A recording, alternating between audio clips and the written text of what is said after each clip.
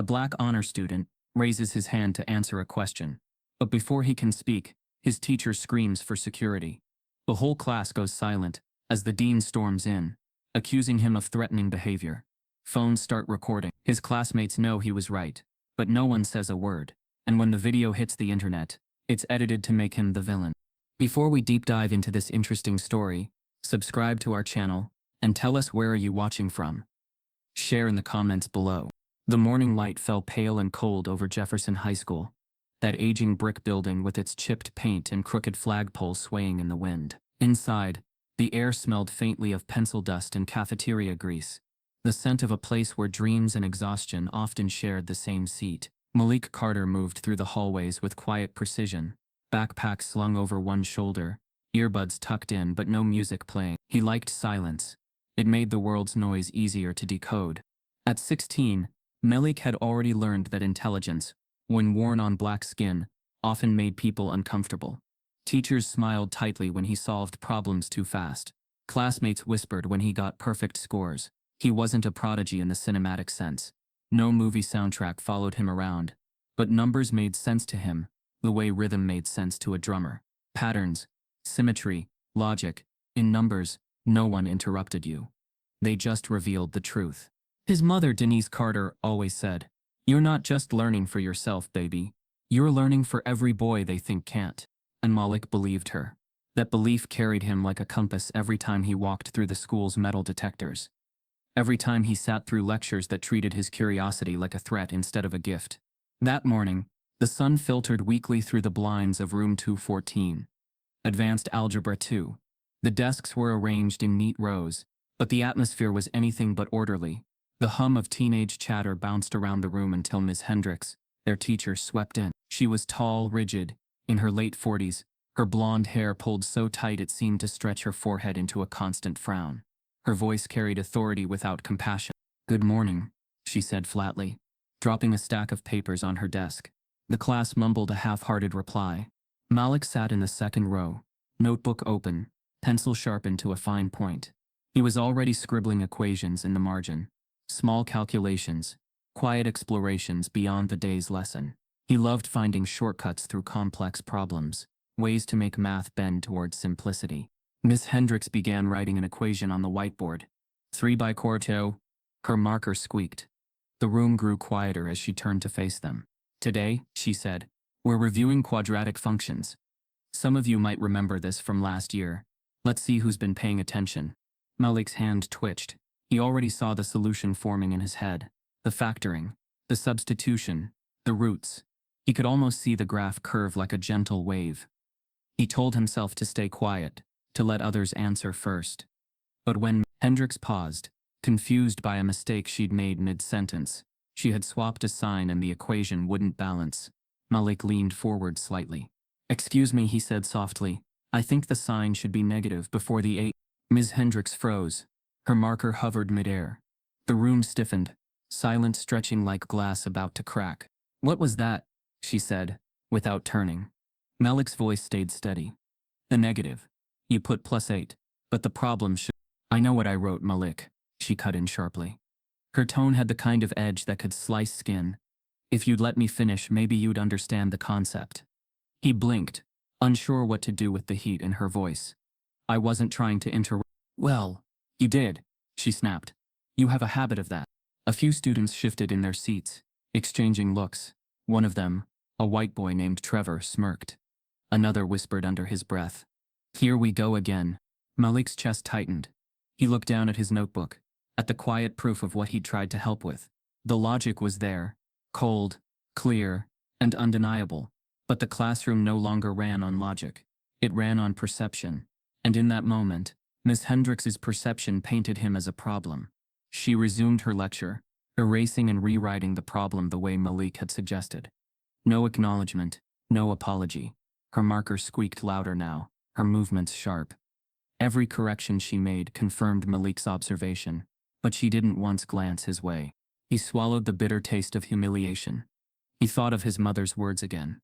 "Don't give them a reason to say you're angry." So he stayed silent.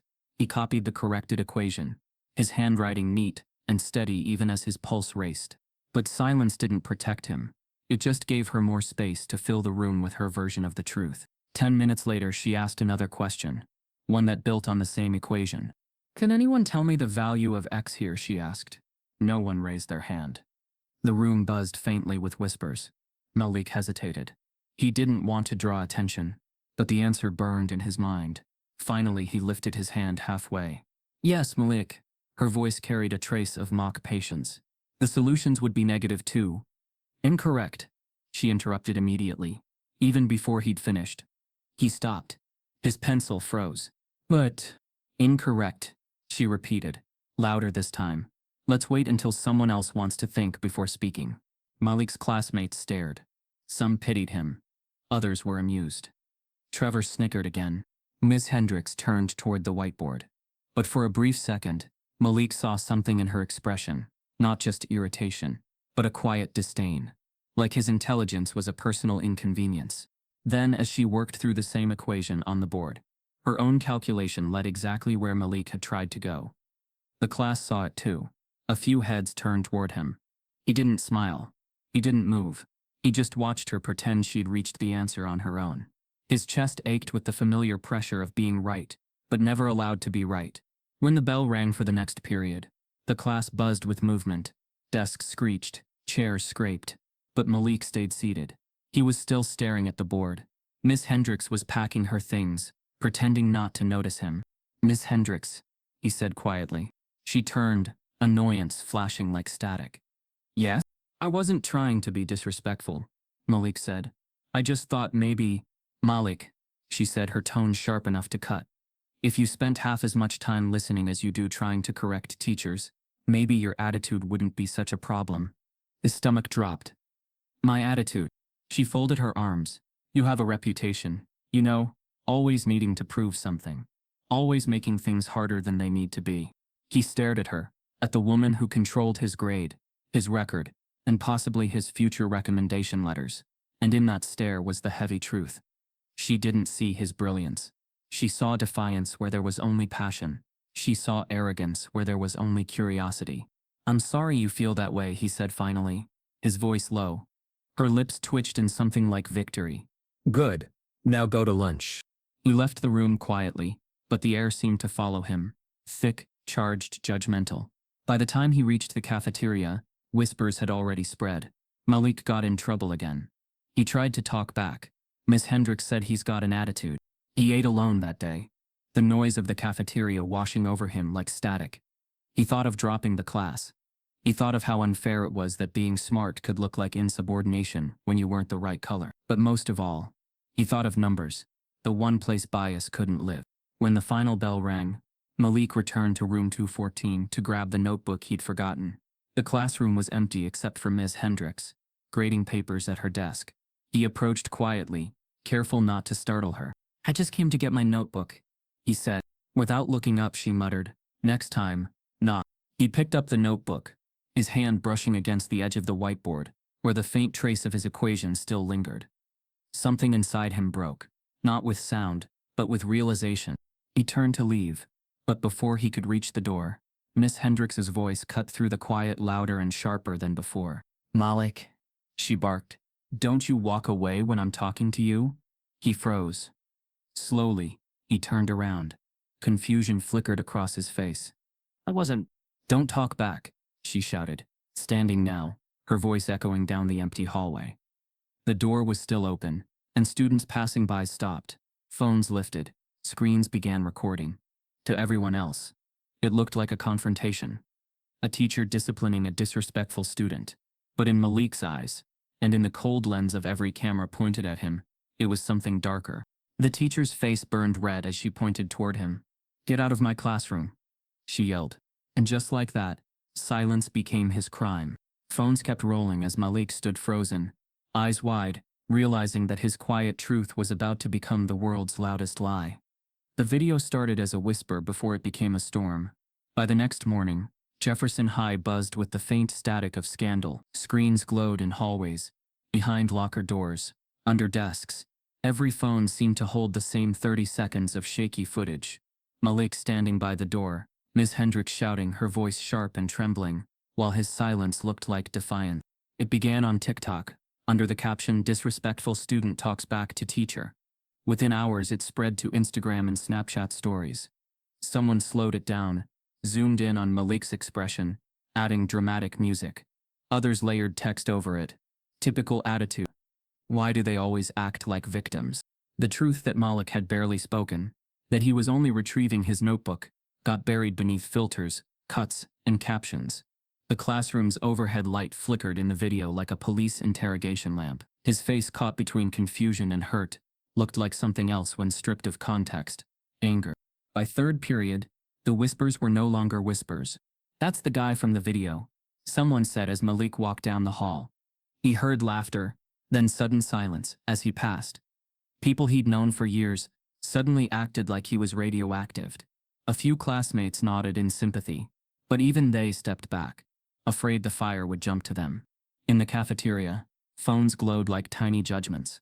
Malik sat alone at his usual corner table, pretending not to notice how a group of seniors a few feet away replayed the clip again and again, each time finding something new to mock. "Look at his face, man," Trevor said, snickering. "He looks ready to fight." "He didn't even touch her," one girl said softly, almost offending him. "Yeah, but you can tell he wanted to," Trevor replied, smirking. "That's that look." Malik gripped his water bottle so tightly, his knuckles whitened. He wasn't angry, not yet. He was humiliated. He wanted to scream that what they were seeing wasn't real, that the video lied by what it left out. But in this new world of viral half-truths, perception was reality. He opened his phone and saw his own face on the trending page of a local student forum. Comments flooded beneath the video like sewage breaking through pipes. Always playing the victim card. Bet he had attitude all semester. You can't fix disrespect. Some people are just raised that way. If he were white, they'd call it confidence. That last comment stopped him cold. He read it twice, his breath catching. For the first time that day, he felt seen, not understood, but seen by someone anonymous in the void. But it was buried beneath 100 others that spat his name like an accusation. Malik didn't go to lunch that day. He hid in the library, pretending to study, his notebook open to blank pages. The librarian, Mrs. Jeffers, an elderly black woman, with kind eyes, glanced at him from her desk, but said nothing. She'd seen enough in her years to recognize quiet suffering. When the final bell rang, he left quickly, hoping to make it home before anyone else could say his name. But halfway through the parking lot, his phone buzzed again. A notification from Instagram. Someone had tagged him in a story. It was a new edit of the video. This one slowed down to half speed. The caption read, "Imagine talking to your teacher like this." The text overlay flashed. "Attitude problem." The comments were worse. Malik scrolled through them until the screen blurred. "He's dangerous. Expel him. He probably learned that at home." That last one felt like a punch. He shoved his phone in his pocket, jaw tight, and kept walking. The sky was turning a dull orange, the kind of sunset that looked more like smoke than light. At home, Malik Carter was already at the kitchen counter, sorting through bills after a long double shift. Her scrubs were wrinkled, and her hair was tied back with the same clip she'd worn since morning. She looked up and smiled when he walked in. "Hey baby, how was school?" He hesitated. "Fine." It wasn't a lie. Not exactly. It just wasn't the whole truth. She studied his face, the way mothers do when they sense something unspoken. He nodded. "Yeah. Just tired." She didn't push. She knew fatigue. It was their family's native language. Malik disappeared into his room, dropped his backpack on the floor, and lay on the bed, staring at the ceiling. He wanted to sleep through it all, to wake up and find the video gone, deleted, forgotten. But the internet didn't forget. By midnight, he was tagged in dozens more posts. One account called him the problem with schools today. Another claimed he had a history of disrespect. Strangers debated his character like a courtroom drama, using his race as evidence. Then came the direct messages. Some were cruel. "You people always think the world's against you. You should be expelled." Some pretended to offer advice. "Next time, stay in your place, bro." And a few quiet, anonymous, were kind. "Don't let them break you. We know what really happened." Those messages kept him from deleting his account altogether. But they also reminded him that someone out there did know the truth. They just weren't loud enough to matter. The next morning, the silence in class was different. It wasn't ignorance anymore. It was tension. Even the students who liked Malik avoided eye contact. Miss Hendricks stood at the front of the room, pale and tight-lipped. The way she looked at him, cautious, almost nervous, told him she'd seen the video too. "Let's get started," she said briskly, pretending nothing had happened. But her hands trembled slightly as she wrote on the board. Malik wondered if she was afraid, not of him, but of exposure. Every sound in the room felt amplified. The scratch of pencils, the hum of fluorescent lights, the click of phones recording under desks. Everyone was waiting for another moment, another spot. But Malik gave them nothing. He sat still, quiet, expression unreadable. Inside, though, his thoughts raced like wildfire. He wanted to defend himself, but against what? A lie had gone viral. The truth had no algorithm. After class, Miss Hendricks called out softly, "Malik, can I speak with you a moment?" He stopped, turning slowly. "I saw what was posted online," she began. Her tone was careful, too careful. "I want you to know that I didn't share that video, and I certainly didn't encourage anyone to." "I know," Malik said. His voice was even, but his eyes were sharp. "But you didn't stop it either." Her mouth opened, then closed again.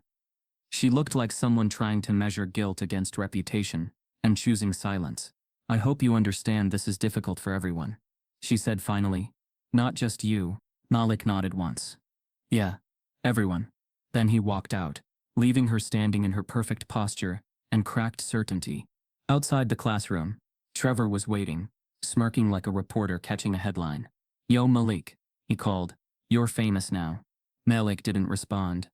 But something inside him shifted, a cold, quiet determination settling where shame used to live. That afternoon, when the school day ended, Denise's phone rang while she was still at work. The call came from a number marked Jefferson High Administration. She answered, already weary. "Mrs. Carter," said the voice on the other end. "The principal, Mr. Lawson." His tone rehearsed and official. "We need to schedule a meeting regarding Malik's recent behavioral issues." Denise straightened, confusion cutting through her fatigue. "Behavioral issues?" "Yes," he continued. "There's been an incident. I think it's best if we discuss it in person. Tomorrow morning, before classes begin." Her hand tightened around the phone. "What kind of incident?" A pause. "There's a video circulating," he said. "I'm sure you've seen it by now." She hadn't, but by the time she hung up, she could already feel the world shifting beneath her. The slow, steady collapse of a truth she hadn't even been allowed to tell yet. Denise Carter opened her phone, searched her son's name, and froze as the first video loaded. Her son's voice muted beneath a chorus of judgment, his silence twisted into guilt. The next morning smelled like rain and tension. The sky was a flat, dull gray, the kind of weather that made even the birds sound tired. Denise Carter parked her old blue Honda Civic in front of Jefferson High and turned off the ignition. The hum of the engine faded, leaving only the sound of her heartbeat in her ear. Her scrubs were still damp from the overnight shift at the hospital. She'd come straight from work. No time to change, no time to rest. Her eyes burned from exhaustion, but her mind was sharp. Every thought circling the same question: what did they do to my boy now? Denise had watched the video on her phone, the night before, over and over again, until her hands trembled. She'd studied every frame, looking for the crime her son had supposedly committed. All she saw was a young man standing still while a teacher screamed. The silence between those seconds hurt more than the sound itself. Now she sat in the car staring at the school's front doors, their glass reflecting her weary face. She whispered under her breath, "Stay calm, Denise. Stay calm. Don't give them a reason." Inside the main office, the walls were lined with faded posters about kindness and integrity. The receptionist, a woman with stiff curls and a practiced smile, greeted her with the hollow cheerfulness of someone used to bad news. "Good morning, Mrs. Carter. The principal's expecting you." Denise nodded politely and followed the woman down the hall. Each step echoed against the linoleum floors, the sound of composure walking toward confrontation. Mr. Lawson's office was small, air-conditioned to discomfort. A faint scent of coffee and printer ink lingered. Behind the large oak desk sat Principal Robert Lawson, a tall man with silver hair and a voice that tried to sound empathetic but always landed somewhere between patronizing and distant. Across from him sat Miss Hendricks. Her posture was perfect, her pearl necklace gleaming under the fluorescent light. Her hands rested on a neatly stacked pile of papers, a performance of professionalism. "Mrs. Carter," Lawson began, standing just enough to seem polite. Thank you for coming on such short notice. Denise sat, folding her hands in her lap. Of course. I'd like to understand what exactly this meeting is about. Lawson exchanged a quick glance with Miss Hendricks. As I'm sure you are aware, there was an incident involving your son yesterday that's caused quite a bit of attention online. I've seen the video, Denise replied evenly. And from what I saw, my son didn't raise his voice, didn't touch anyone, didn't break a single rule. Miss Hendricks cleared her throat delicately. With all due respect, Mrs. Carter, the issue isn't just what's on the video. It's about the pattern of behavior Malik has displayed this semester. He can be argumentative. Denise's eyes narrowed, though her tone stayed calm. Argumentative. Or intelligent. Miss Hendricks gave a tight smile. He tends to question authority at inappropriate times. He asks questions, Denise said. That's what students are supposed to do. Lawson raised a hand, his voice soothing but dismissive. Let's not make this adversarial. We're all here to help Malik succeed. But it's become clear he's having difficulty respecting boundaries. Denise leaned forward slightly. Boundaries. Or bias. The principal blinked. Excuse me? My son corrected a math error, Denise said. He didn't shout, he didn't curse. He didn't insult anyone. And your teacher yelled at him. If Malik were anyone else, if he looked different, would we be sitting here? The room fell silent. The only sound was the faint ticking of a wall clock. Miss Hendricks finally spoke, her tone careful, defensive. Mrs. Carter, I assure you, I treat all my students the same, but Malik's demeanor can be intimidating. He's very tall, and sometimes when he challenges me in class. Challenges you? Denise interrupted, her voice still steady but sharper now. You mean when he understands the material better than you do? Lawson shifted in his chair. Mrs. Carter. No, I want to understand, Denise continued. Because you're describing a boy who spends his nights solving equations for fun, who stays up helping classmates online, who's had straight A's in math since 5th grade. And now suddenly he's a threat. The principal sighed, reaching for a manila folder. We're not saying he's a threat, but perception matters. We've received complaints from other teachers that Malik can come across as confrontational. We want to make sure he understands how to communicate respectfully. Denise exhaled slowly, biting back the frustration rising in her throat. You're teaching him to be smaller, to swallow his voice so other people feel comfortable. That's not communication. That's survival. Lawson hesitated, his gaze flicking to Ms. Hendricks. She spoke again, more firmly now. Mrs. Carter, we're not questioning Malik's intelligence. He's obviously gifted, but attitude is as important as aptitude. Denise reached into her bag and pulled out a folder of her own.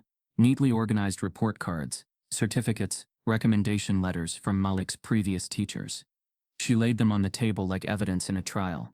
These are his grades, his awards, his math competition results, his volunteer hours tutoring younger students. Show me one sign of attitude in this. Lawson glanced at the papers, but didn't touch them. We don't dispute his academic record. Then what are we disputing? Denise asked quietly. His tone, his skin. The room went still again. Miss Hendricks looked away, pretending to rearrange her papers. Denise sat back, her voice cooling into something controlled and dangerous. You both seem more concerned about how my son makes you feel than about what's actually right or wrong. That's the problem. You don't want him to be intelligent. You want him to be grateful for being allowed to sit in the room. Lawson straightened, the thin smile fading. Mrs. Carter, I understand you're upset. I'm not upset, she said softly. I'm exhausted. Her words hung in the air, heavier than anger. For a moment, no one spoke. Then Miss Hendricks broke the silence, her voice low but defensive. Perhaps if Malik apologized. For what? Denise asked, her eyes sharp. For the misunderstanding. It would go a long way toward resolving this situation. Denise looked directly at her. You want him to apologize for being right. Miss Hendricks flinched slightly, her composure cracking just enough to reveal discomfort. Lawson leaned forward again, fingers steepled. Let's focus on solutions. We'd like to implement a behavior improvement plan, a sort of probationary period. Malik will meet weekly with the guidance counselor, and if we see continued issues. Denise's voice cut through his sentence, calm but final. You're not putting my son on probation for existing. The principal's expression hardened. Mrs. Carter, that attitude won't help him. Denise smiled faintly, though her eyes were steel. That's exactly what I'm teaching him. To hold his head up when the world tries to bend it. For a long moment, all three sat in silence again. The hum of the air conditioner filling the space where understanding should have been. Lawson finally cleared his throat. I'll be frank. If Malik continues to display this attitude, suspension may be necessary. We can't allow disruptions to continue. Denise rose slowly from her chair, gathering her papers with deliberate grace. Her voice was measured, even gentle. You can call it attitude. I call it brilliance refusing to bow. Then she looked at Ms. Hendricks one last time. Not with anger, but with the quiet power of someone who sees through a mask. You may be afraid of him, Ms. Hendricks, but that says more about you than it does about my son. She turned and walked toward the door, each step echoing like punctuation. Before leaving, she paused and said without turning, You can try to silence him here, but the world's going to hear him soon enough. The door clicked shut behind her. Lawson exhaled, rubbing his temples. Miss Hendricks stared at the door, her face pale, and somewhere in the hall outside, Malik waited, watching his mother's silhouette approach. He didn't know what had been said, only that her eyes held both fury and pride. As they reached the parking lot, Denise's phone buzzed. Another message from the school district, this time marked urgent, academic eligibility revoked. Monday morning arrived with the kind of quiet that didn't feel peaceful. It felt staged. The sun was bright, but Jefferson High seemed dimmer somehow, as if even the walls had learned to whisper. Malik walked through the front doors slowly, backpack hanging lower than usual, headphones around his neck but no music playing. The conversations around him didn't stop when he passed anymore. They lowered, changed pitch, became murmurs coated with curiosity and judgment. He could feel the eyes. Every step down the hallway felt like walking through invisible smoke. The night before, he had overheard his mother in the kitchen, speaking in a voice that was too calm to be anything but furious. She had been on the phone with someone from the district, demanding answers about an eligibility issue. They told her the paperwork for Malik's extracurricular participation had been flagged for review. It wasn't a coincidence. He knew that. Neither did she. Now, as he walked into room 2114 for the first time since the meeting, he felt the air change. Miss Hendricks stood by the board, erasing last week's notes. When she saw him, her smile was small, controlled, the kind of smile people use when they want to prove they're not uncomfortable. Good morning, Malik, she said, her tone brittle. Morning, he replied, his voice low but steady. He took his seat near the window. A few desks away, Trevor leaned over to whisper something to a friend. They both laughed quietly. Malik caught the word attitude, and the phrase teacher's pet turned rebel. The bell rang. The lesson began. Ms. Hendricks started explaining quadratic regression, her marker squeaking across the whiteboard. Her voice carried that same crisp precision it always did. But today, her attention carefully avoided Malik's section of the room. Every time his hand twitched to raise, she turned towards someone else. Anyone know the next step, she asked. Malik lifted his hand halfway, waiting. Trevor, she said instantly, glancing right past him. Trevor stumbled through the answer, wrong but confident. Miss Hendricks nodded approvingly, correcting him gently. Malik lowered his hand, staring at the desk. The wooden surface had tiny carvings, initials, doodles, scars left by years of restless hands. He traced one with his finger, remembering how this same teacher had once praised him for thinking 3 steps ahead. Now his intelligence had become something to fear, something to contain. As the lesson moved on, the silence between them deepened. When Miss Hendricks finally called on him, it wasn't to teach, it was to test. Malik, she said suddenly, her tone too sweet. Why don't you explain to the class how you would solve this problem? Since you seem to enjoy correcting teachers. A low hum of laughter rippled through the room. Malik froze, feeling every gaze shift toward him. The back of his neck burned. He looked at the equation. Simple, solvable, but now it wasn't about numbers. It was about power. He took a slow breath. You'd start by isolating x, he said evenly. Then substitute to complete the square. Ms. Hendricks tilted her head, mock thoughtful. And you're sure about that? Yes, he said. She turned back to the board, exaggeratedly redoing his steps. After a long pause, she nodded. Well, it seems you're correct this time. Laughter again. Quiet, cutting. Malik didn't react. He'd learned that silence, though weaponized against him, was still his best defense. But inside, a cold frustration brewed. Not anger, not rebellion, but exhaustion. By the end of the period, he felt invisible and exposed all at once. When the bell rang, Miss Hendricks called out, "Malik, a word please." He waited until the room cleared. She stood behind her desk, rearranging papers. "I hope you understand," she began, "that what happened last week has put me in a difficult position." He said nothing. "I'm being watched now," she continued, lowering her voice. "Everything I do in this class is being scrutinized. I need things to run smoothly. That means no disruptions, no side comments, no corrections." "I didn't disrupt anything," Malik said quietly. She smiled, a tight curve of lips with no warmth. "Perception is everything." Malik stared at her. "Perception doesn't change the truth." Her smile froze, just for a moment. Then she turned back to her papers. "That's a lovely sentiment. I suggest you focus on your studies instead of arguing philosophy." He picked up his notebook and left without another word. Outside, the hallway felt colder. Students moved past him in clusters, their laughter too loud, their eyes avoiding his. He passed the bulletin board where the math club roster hung. His name had always been third on the list, right under the club president. Today it wasn't there. At first he thought it was a mistake. He leaned closer, scanning every line. The handwriting was Ms. Hendricks's. She was the club advisor. His name wasn't erased. It was replaced. A new student's name filled the spot. Trevor. His stomach sank.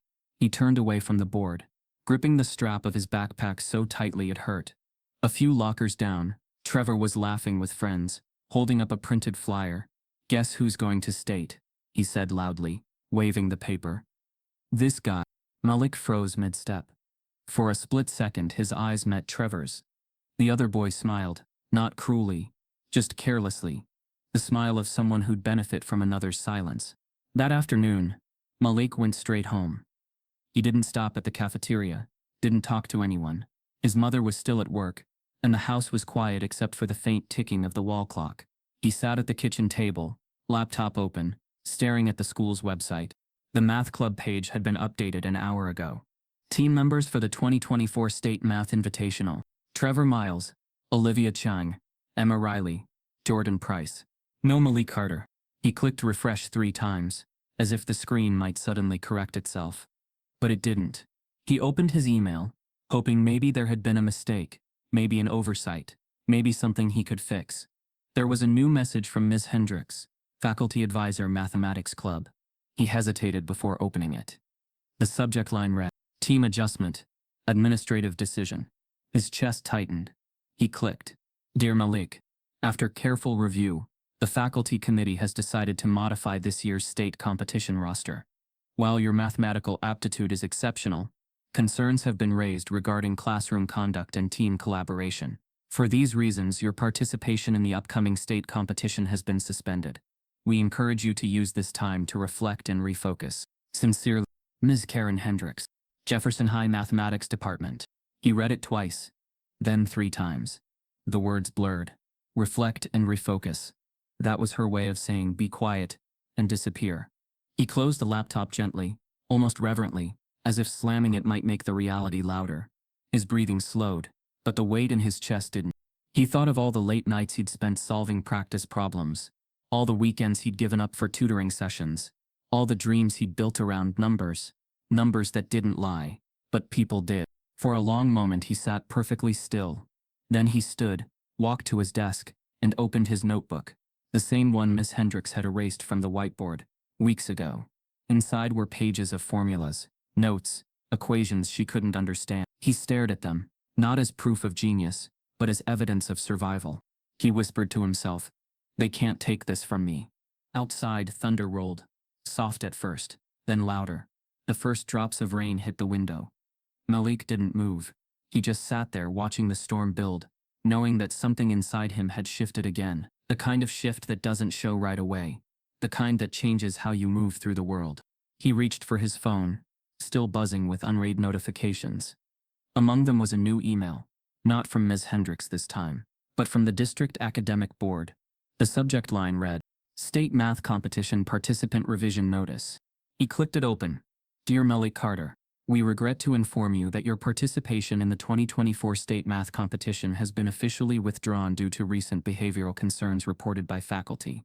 Your spot has been reassigned. The message ended with a line that stung more than any insult.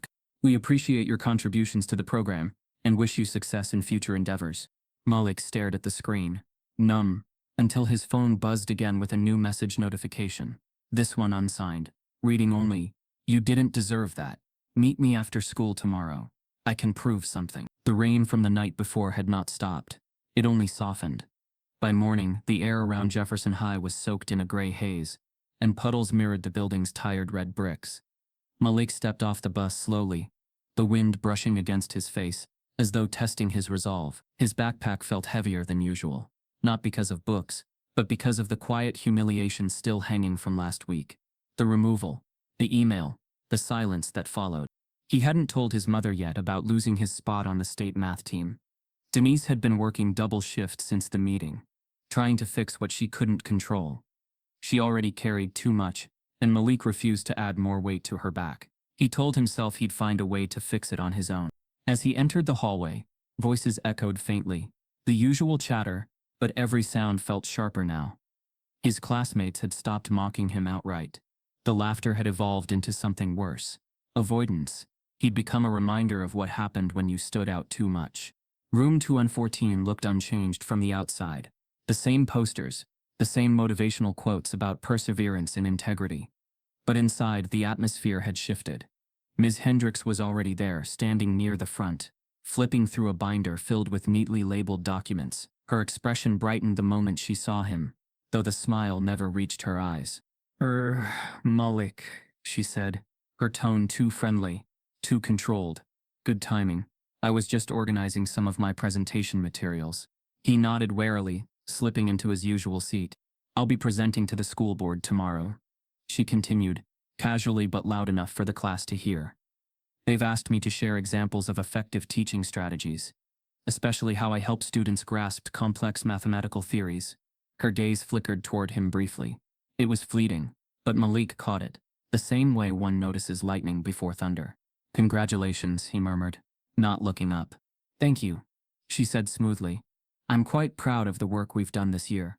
The class continued as usual, but Malik noticed something odd. On the whiteboard, she had written a complex equation, one that looked eerily familiar. His heart gave a small, stunned kick. It was his problem, not the one from last week, not something from a textbook. It was an original equation he'd developed for the math club project 2 months earlier. One he'd spent nights refining, deriving patterns and alternate proofs. He had shared it only once, during after-school tutoring with Hendricks present. Now she was teaching it as her own. Let's examine this function, she said brightly. It's a perfect example of how structured repetition can lead students toward creative problem-solving. I use this approach to help them think outside the box. Malik's pencil froze in midair. He stared at the equation, at the little notational quirks that were undeniably his. The slope variable he'd named me, instead of me, the symmetry condition he'd added as an experiment. It wasn't coincidence, it was theft. The room blurred for a moment, his pulse pounding in his ears. He wanted to speak, to ask her outright, where did you get that problem? But he already knew the answer. He also knew what would happen if he said it out loud. The last time he'd spoken up, his silence became his crime. So he said nothing. He watched her walk through his solution step by step, praising her own unique methods while his classmates nodded, unaware they were watching someone rewrite his truth in real time. When the bell rang, Malik stayed behind. He pretended to pack slowly, giving the rest of the class time to leave. When the room emptied, he approached the board quietly. Ms. Hendricks? He said, his voice measured. Yes, Malik, she replied without turning, stacking papers neatly. Where did that equation come from? She looked over her shoulder, smiling. I designed it as part of my new teaching model. Why do you ask? He stared at her. Because it's mine. Her hand paused mid-motion. Then she laughed, not cruelly, but dismissively. Oh, Malik, you're not the only student who experiments with equations. You probably just saw something similar online. No, he said, steady but low. I created that one. You were there. You saw my notes. She tilted her head, feigning thought. Well, if you did come up with something similar, that's wonderful. It means you're learning from the best. The way she said it made his stomach twist. There was no misunderstanding, just arrogance. He didn't reply. He picked up his backpack and left, But as he walked down the hall, something hardened in him. The quiet understanding that people like Ms. Hendricks didn't just take credit for your ideas, they erased you from them. That afternoon, Malik went home and pulled out his old notebooks. Every page from the last semester was filled with his work, formulas, notes, and timestamps. He flipped through them until he found it. The exact equation she'd used, written in his own handwriting, dated and labeled modified regression model, independent trial. He took out his phone and snapped a picture. Then he found his old email chain with Ms. Hendricks from the math club, the one where he had sent her his notes after tutoring. The date matched. He opened the sent message, reading it again. Hi, Ms. Hendricks. Attaching my draft solution from yesterday's meeting. I think this new structure might simplify the derivative process. Let me know what you think. He scrolled to her response from that night. Excellent initiative, Malik. Keep exploring this. It has potential. Let's discuss next week. There it was. The proof. He sat back in his chair, letting the quiet fill the room. His anger wasn't explosive. It was surgical, sharp, focused. He opened a new document on his laptop and began cataloging everything. Screenshots of the email exchange, photos of his notebook pages, notes about the class lecture. He even pulled up the school's website and downloaded the announcement about Hendricks's upcoming presentation to the school board. The presentation title hit him like a punch. Innovative Pedagogy, Teaching Through Student Discovery. She was literally branding his work as her own teaching innovation. That night, the rain returned. Heavier now. Malik sat by the window, laptop open, cursor blinking on a blank email draft. He thought of his mother, her calm fury in the principal's office, her warning about systems that bend truth into authority. He thought about silence, how it had protected everyone but him. He typed the subject line slowly.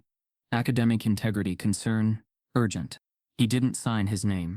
The body of the email was careful, factual, clinical, just like math. To the office of the district superintendent. This email is to report a possible academic integrity violation by a staff member at Jefferson High School. Miss Karen Hendricks, mathematics instructor, has presented a mathematical model as her original work in preparation for a school board meeting. However, this model was created by a student during an extracurricular project. Attached are timestamps, original notes, and email correspondence verifying authorship. I ask only that this information be reviewed fairly. Signed, a concerned student. He attached the files, reviewed the message twice, then hovered over the send button. For a brief second, doubt flickered. What if they ignored it? What if it made things worse? Then he remembered Miss Hendricks standing at the board, his work under her hand, his name erased. He pressed send. The message vanished into the digital void. A truth finally set in motion. For a moment he felt a fragile relief. But when he checked his inbox again, a new notification appeared. A forwarded message from one of the school's internal servers. The subject line read, District Presentation Agenda, Revised Draft. Attached was a PDF labeled, Hendricks Presentation. Final. He opened it. There, beneath the heading Key Demonstrations of Student Engagement, was his equation, again in a new credit line beneath it. Original formula co-developed by student Trevor Miles, under supervision of Miss Karen Hendricks. Malik's vision blurred. His name was gone again, replaced by the boy who had taken his spot on the team. Malik stared at the screen, breath sharp, realization dawning. Ms. Hendricks hadn't just stolen his work. She'd rewritten history to prove he'd never existed at all. By targeting morning, the storm Malik had quietly unleashed had already started to ripple through Jefferson High's polished halls. He didn't know it yet, but his anonymous email had landed, not just in the superintendent's inbox, but in the hands of 3 separate administrators, each trying to figure out what to do before it spiraled into public scandal. At 7:45 a.m., before the first bell rang, a message circulated among staff marked confidential emergency faculty review, attendance required. The location, the district conference room. The attendees, Superintendent Dr. Evelyn Harper, Principal Robert Lawson, Ms. Karen Hendricks, and 2 board representatives from the Academic Integrity Committee. The blinds in the room were drawn tight. The fluorescent lights hummed over a long, polished table that reflected unease in its surface. Papers were spread out like evidence in a courtroom. Copies of Malik's emails, screenshots of timestamps, and printouts of Hendricks's PowerPoint presentation. Dr. Harper sat at the head of the table, her posture poised but her eyes sharp with suspicion. She was a black woman in her late 40s, known for her composure, the kind that came from years of navigating rooms where she was both the highest authority and the easiest to blame. She flipped through the first page of the packet. This email was sent to my office 2 days ago. Anonymous, but whoever wrote it attached a full set of documentation, including notebook scans and email correspondences that appeared genuine. Ms. Hendricks sat across from her, chin lifted, voice soft but defensive. I can assure you, this is all a misunderstanding. The student, whoever he is, must be confused about ownership. The equation in question was developed through classroom collaboration. Lawson nodded quickly, eager to align himself with control. We've had behavioral issues with one of our students recently. A talented young man, yes, but prone to misinterpreting authority as oppression. Dr. Harper's gaze flicked up, unimpressed. Are you suggesting the evidence was fabricated? Hendricks hesitated. Not fabricated, misconstrued. You know how teenagers are, eager to claim credit, especially when emotions are high. Dr. Harper leaned back, folding her arms, and yet, the email thread between you and the student clearly references his original formula. Your own words. Excellent initiative, Malik. Let's discuss next week. Silence filled the room. Hendricks blinked. I don't recall that particular exchange. It could have been about a different assignment. Then why? Dr. Harper interrupted smoothly. Does the attached equation match the one from your school board presentation? Down to his notation style. Lawson shifted uncomfortably. The two board representatives exchanged glances. Hendricks' carefully built composure began to fracture. Her tone wavered between defensiveness and forced humility. Look, I may have referenced his approach subconsciously.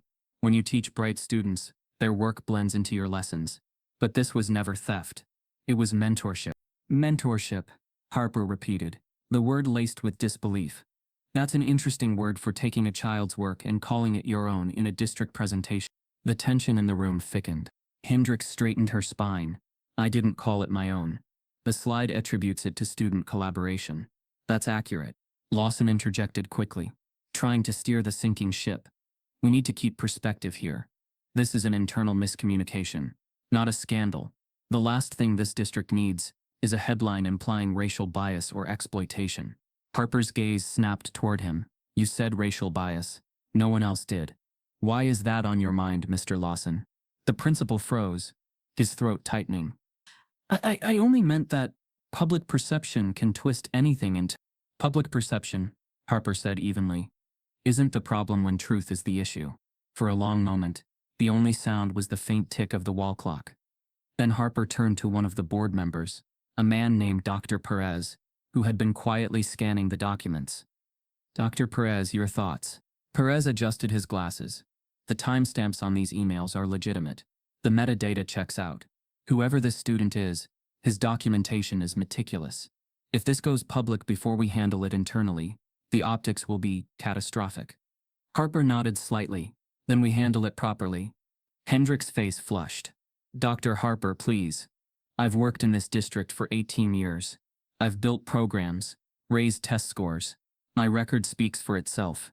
Am I really being judged based on the word of one disgruntled student? Dr. Harper looked at her, long, steady, unflinching. You're being judged based on evidence. The room fell silent again. Harper stood, collecting the printed materials into a single folder. Here's what we're going to do. We'll open a quiet internal review. Nothing public, for now. I'll assign an investigator to verify authorship and gather statements. If this student's claim holds, the district will make an official correction and disciplinary recommendation. Lawson exhaled, relief creeping into his voice. Thank you, Dr. Harper. I think that's a fair... She cut him off. Fairness isn't for you to decide, Mr. Lawson. It's for the facts to determine. Outside the room, the hallway was empty. Or so they thought. Malik stood near the stairwell, just out of view, his backpack pressed against his chest. He hadn't meant to eavesdrop. He'd come to the office earlier that morning to drop off a makeup assignment for another teacher. But when he saw the closed blinds and heard muffled voices through the crack of the door, curiosity anchored his feet in place. He could hear fragments, evidence, student claim, presentation, and though no one said his name, he knew. His pulse raced, hands trembling slightly. He wasn't supposed to be here, but part of him needed to know that the truth was finally being spoken out loud, even if it was whispered behind closed doors. The meeting continued for another half hour. Inside, Miss Hendricks tried every angle, framing Malik as a confused teen, a misinterpreting mentee, even a vindictive troublemaker. But Harper's tone never softened. When the meeting finally ended, Malik stepped back just as the door opened. He moved quickly toward the water fountain, pretending to take a drink as the administrators filed out. Lawson and Hendricks walked ahead, their voices low and urgent. "This could ruin me," Hendricks muttered. "Then we get ahead of it," Lawson whispered. "We'll talk to him. If we keep it quiet, maybe it won't escalate." They disappeared down the hall. Dr. Harper lingered a moment, speaking quietly to Dr. Perez near the door. "I want the investigator to reach out discreetly," she said. "No formal summons yet. If this student has the courage to send proof, I want to hear his voice off the record." Malik froze mid-step. He wasn't sure if his heart was racing from fear or hope. When Harper finally left, the door remained slightly ajar. On the conference table, forgotten amid the scattered papers, was a printed copy of the evidence packet. Malik glanced around the hall, empty, then stepped forward. He didn't touch the documents, but he saw what he needed to see.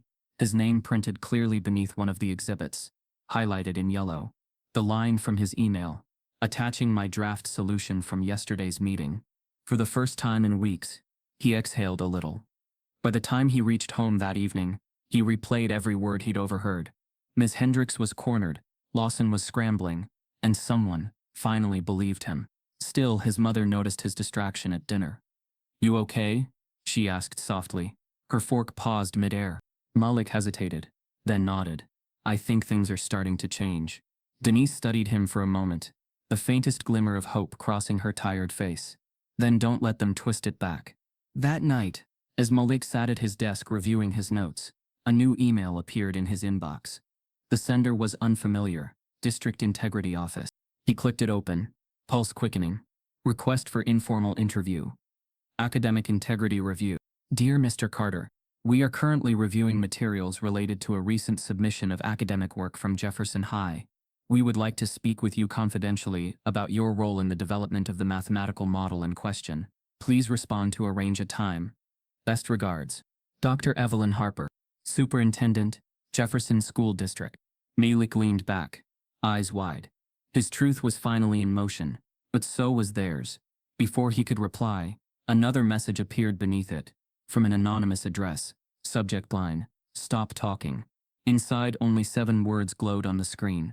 "You don't know who you're dealing with." The following Monday dawned still and gray, the kind of morning where even the sky looked undecided. Malik hadn't slept much. The anonymous warning email, those 7 words, "You don't know who you're dealing with," had looped through his mind all weekend like static. He hadn't told his mother about it. Not yet. Denise had been working double shifts, and every time he thought about showing her, he pictured the exhaustion in her eyes hardening into something worse, fear. But when the district email came again Sunday night, confirming the interview, he knew there was no turning back. The meeting was scheduled for 10 hours an a.m. in the superintendent's downtown office. It was formal now, official. Denise insisted on coming. She arrived home from the hospital with her scrubs still on, barely time to change before she drove him there. Malik noticed the small things, the pressed line in her forehead, the quiet determination in how she gripped the steering wheel. "You good?" she asked, glancing at him as they waited at a red light. He nodded, though his throat felt tight. "Yeah." "You sure?" He hesitated. "They said it's just a conversation, a review." She snorted softly. "There's no such thing as just a conversation when power's on the other side of the table." Her words lingered all the way there. The district building stood tall and glass-fronted, with polished floors and framed mission statements lining the halls, statements about equity, transparency, and excellence. Malik felt the irony like a weight in his chest. They were escorted into a conference room that smelled faintly of coffee and toner. 3 people sat on one side of the long table: Dr. Evelyn Harper, who had emailed Malik personally, Mr. Collins, a district investigator with a trimmed gray beard, and Miss Riley, a legal consultant, whose smile never reached her eyes. Dr. Harper was the first to speak. "Thank you for coming, Mr. Carter, and Mrs. Carter." Denise nodded politely. "Thank you for seeing us." The pleasantries ended quickly. Collins opened a folder, sliding a printed copy of Malik's email across the table. "You sent this to the district's integrity office anonymously, correct?" Malik nodded. "Yes." "Why anonymously?" Because I didn't think anyone would believe me if they knew who I was, he said. Collins smiled faintly, but it wasn't kind. Belief isn't about identity, son. It's about proof. I sent proof, Malik replied, voice steady. Yes, Collins said, tapping the folder, and we've reviewed it. You're clearly talented, exceptional even. But before we move forward, we need to understand context. Can you describe the tone of your interactions with Miss Hendricks? Malik blinked. Tone? Dr. Harper glanced up, but didn't interrupt. Collins continued. You mentioned in your message that she dismissed your contributions. How would you characterize your tone when you corrected her? I wasn't correcting her to embarrass her, Malik said. She made an error. I pointed it out quietly. Ms. Riley leaned forward, her pen poised like a scalpel. Quietly, but confidently, I guess, Malik said slowly. Confidently, she repeated. Could that confidence have come across as assertive? Denise's head turned sharply. Assertive? Since when is being sure of an answer a crime? Riley smiled in the way people do when they want to seem patient but condescending. No one's suggesting a crime, Mrs. Carter. We're just trying to understand the interpersonal dynamics that may have caused misunderstandings. Denise's voice was calm but clipped. My son wasn't misunderstood. He was misrepresented. Dr. Harper watched, silent, her fingers steepled under her chin. Collins shifted, redirecting his gaze to Malik. Have you ever raised your voice in class, Malik? No. Ever displayed frustration with a teacher? Malik hesitated. Everyone gets frustrated sometimes. So yes? Denise interjected. Don't twist his words. Collins raised a hand, as if to soothe. We're not twisting anything. We're gathering the full picture. You'd be surprised how tone and body language can change how an interaction is perceived. Malik sat straighter. You're not asking about the equation. You're asking how I looked while being disrespected. The air shifted. Collins looked momentarily uncomfortable, but Riley stepped in smoothly. Perception shapes truth, Mr. Carter. That's the reality of leadership, of teaching. Malik's voice was quiet now, but firm. That's not truth. That's bias. For the first time, Dr. Harper spoke. Explain what you mean. Malik met her eyes. When I speak up, I'm seen as confrontational. When someone else does it, they're called passionate. When I show confidence, it's arrogance. When I'm quiet, it's defiance. It doesn't matter what I say. It matters what they expect from someone who looks like me. The room went still. Dr. Harper's expression softened slightly, but she said nothing. Collins looked down, scribbling a note he didn't need to take. Denise exhaled slowly, then leaned forward. My son's been taught all his life to be careful with his tone, to sound respectful even when people aren't respecting him. But let's call this what it is. This isn't about tone. This is about power. She has it, and he doesn't. Riley's jaw tightened. Mrs. Carter, we understand this is emotional. No, Denise said sharply. You don't. The silence that followed was thick enough to taste. Dr. Harper finally cleared her throat. Mr. Carter, she said, turning back to Malik. If we find your documentation authentic, and I believe we will, this will move to a formal inquiry. However, Miss Hendricks's tenure and record complicate matters. She's well regarded. You understand how serious this could become for everyone involved. Malik nodded slowly. I understand. I just want what's right. Collins leaned back, folding his arms. And what does right look like to you? Malik thought for a long moment, before answering. It looks like the truth having my name on it again. Something in Dr. Harper's expression flickered. Not pity, but recognition. She knew what it meant to have to fight for your own authorship in a room built to erase you. After another 20 minutes of careful questioning, all orbiting tone, posture, interpretation, Collins finally closed his folder. Thank you for your time, Malik. We appreciate your honesty. We'll be in touch soon. Denise frowned. That's it? No follow-up? No timeline? Collins smiled. The kind of bureaucratic smile that meant nothing you say will change this process. These things take time. You'll hear from us. As they stood to leave, Dr. Harper gave Malik a quiet nod. Small, almost imperceptible, but it felt like a lifeline in a sea of polished indifference. Out in the parking lot, Denise stopped before unlocking the car. They weren't listening, she said softly. Malik stared straight ahead. They were listening to see if I sounded angry. She looked at him then, really looked, and saw the weight that had been building behind his eyes for weeks. You did good, she said finally. Better than I would have. He tried to smile, but it didn't hold. Do you think they'll do something? She didn't answer right away. I think they'll do what they always do, she said. Wait for the noise to fade. The drive home was quiet, except for the sound of rain beginning to patter against the windshield. The world outside blurred into streaks of gray. When they reached the house, Malik went straight to his room. His inbox glowed with unread messages, class notifications, assignment reminders, and one new email marked District Investigation Office. His stomach clenched as he opened it. Follow-up required confidential statement. Mr. Carter, thank you for your cooperation earlier today. Before we proceed, we'd like to confirm one additional detail for our records. Could you describe in your own words the tone of your final conversation with Miss Hendricks? Best, D. Collin, District Investigator. Malik stared at the screen, disbelief hardening into quiet fury. He didn't even know how to answer anymore, not because he lacked words, but because he'd already said them all. Down the hall, Denise's phone buzzed on the kitchen counter. She glanced at the screen, a missed call from an unknown number. When she returned it a moment later, a woman's voice answered, Mrs. Carter, this is Dr. Harper. I wanted to reach you before tomorrow. Denise's brow furrowed. Tomorrow? Harper hesitated. There's been a development. It seems your son's teacher, Ms. Hendricks, has retained legal counsel. Denise's grip on the phone tightened as Harper added quietly, and they're preparing a counterclaim against Malik for academic misconduct. The days after the interview stretched like wet paper thin, fragile and full of waiting. Malik went to school each morning with his head down, moving through halls that seemed quieter than before. Whispers still followed him, but now they came laced with curiosity instead of mockery. Isn't he the kid who went against Miss Hendricks? I heard he might sue the district. He ignored them all. He'd learned silence wasn't safety, but it was still armor. Denise, however, couldn't rest. Every night she checked her email, the school portal, and the district website for updates about the investigation. Nothing came. Each morning, she'd call the superintendent's office, only to be placed on hold or told someone would return her call. No one ever did. By the third week, her patience began to fracture.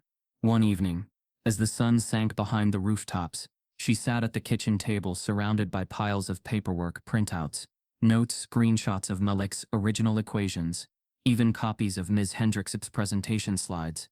The sound of the refrigerator's low hum filled the silence between them. Malik sat across from her trying to focus on homework but failing. He watched her eyes, the way they flicked from one document to another, jaw tight. Still nothing, he asked quietly. She shook her head. No email, no letter, no update. They said the report would be finalized last week. Malik hesitated. Maybe it's just slow? Denise looked up, her eyes narrowing, not at him, but at the absurdity of what she was hearing. Slow? She said. Baby, the government moves slow, but corruption moves fast. He tried not to smile, but her words hit with truth. She opened her laptop, typing furiously into the district's internal portal. Malik watched the screen reflect in her glasses as she navigated through the pages, clicking through links, scrolling, searching. Then suddenly, her brows furrowed. Wait a second. What? She pointed at the screen. The section labeled Active Investigations was blank. The search bar above it displayed a single message. No records found. She tried again, refreshing. Same result. Then she typed in Malik's name. Another message appeared. This file is restricted or no longer available. A heavy silence filled the room. Malik's stomach dropped. Mom, he whispered. What does that mean? Denise stared at the screen for a long moment before whispering back. It means someone doesn't want this on record. She reached for her phone and dialed the superintendent's office. The automated voice guided her through a maze of extensions until she reached a voicemail box. This is Denise Carter, she said, her tone controlled but shaking. I'm following up on my son Malik Carter's academic integrity report. I checked the district site, and his file seems to have disappeared. Please call me back immediately. She ended the call, then turned to Malik. Something's wrong. He nodded. You think they deleted it? I think someone deleted it, she said, emphasizing the word someone like it carried a name she couldn't yet say aloud. That night, Denise barely slept. She made coffee at 2 a.m. and sat by the living room window, staring at the streetlights, while her mind replayed every conversation, every polite deflection, every excuse. By sunrise, she'd made her decision. At breakfast, she said simply, "We're going public." Malik looked up, startled. "What do you mean?" "I mean, if they won't tell the truth, we'll make them." He hesitated. "With who? Like lawyers?" She shook her head. "No, baby. The media." By that afternoon, she had compiled every document into a single folder labeled the Carter case, evidence. Then she began emailing local news outlets, one by one. Her message was short, but "My son, a black student at Jefferson High, was accused of misconduct after his teacher stole his academic work and presented it as her own. The district investigated, confirmed his proof, and then conveniently erased the entire report from its database. We have evidence. We're ready to talk." Most never replied. A few sent generic responses thanking her for reaching out. Then, 2 days later, her phone rang while she was finishing a shift at the hospital. She stepped into the break room to answer. "Mrs. Carter?" The voice was low, measured, professional. "This is Elena Ruiz from the St. Louis Gazette. I received your email. I'm very interested in your story." Denise froze mid-step. "You read it?" "I did. And I also checked the district's database myself. That report's gone. Completely scrubbed. Do you still have your copies?" "Yes," Denise said, gripping the phone tighter. "Good," Elena replied. "Because you're going to need them." They agreed to meet that evening at a downtown cafe. When Denise told Malik, he didn't argue. He just nodded, his face caught between fear and relief. By the time they arrived, the cafe was nearly empty, its windows fogged from the cool night outside. Elena Ruiz was easy to spot. Late 30s, with tired eyes that still burned with purpose. She greeted them warmly, shaking Malik's hand first. "Malik," she said, "you've been through a lot." He nodded. "I just want people to know the truth." She opened a small recorder and set it on the table. "Then let's start there. From the beginning." For the next hour, Malik and Denise recounted everything. The classroom confrontation, the viral video, the investigation, the vanishing report. Elena listened without interrupting, occasionally scribbling notes in a leather-bound journal. When they finished, she sat back, exhaling. "I've seen a lot of cover-ups in education, but this one's deliberate. Someone went out of their way to erase this." Denise leaned forward. "So what happens now?" Elena hesitated, her eyes flicking between mother and son. "If we publish this," she said slowly, "the story will spread fast. I'll have to verify every piece of your evidence. Contact the district for comment, and they will retaliate. They'll deny it, call it a misunderstanding, maybe even leak something to make Malik look unstable." Malik frowned. "Unstable? They'll try to protect their image," Elena said. "People like Miss Hendricks, educators with tenure. They have allies. Once we start this, there's no going back." Denise and Malik exchanged a look. There was fear in it, yes, but also something stronger. Resolve. Denise straightened. "Then we don't go back." Elena studied them for a long moment, then nodded. "All right," she said quietly. "Let's make sure they can't erase you again." She gathered her things and stood. "I'll contact you within 48 hours. I'll start pulling district records tonight." As she walked away, the weight in the air shifted slightly. Not gone, but moving. For the first time, Malik felt like the truth might finally have a voice louder than rumor. But when they returned home, the faint light of hope began to flicker. Malik's laptop pinged with a new email notification. He opened it absent-mindedly, until he saw the sender's name, District Administration Office, Jefferson High. The message was short. "Mr. Carter, he advised that the unauthorized dissemination of confidential school materials violates district policy. Cease any further communication with external media representatives until official clearance is granted. Failure to comply may result in disciplinary action." Malik reread it twice, the words slicing through the small calm he'd started to feel.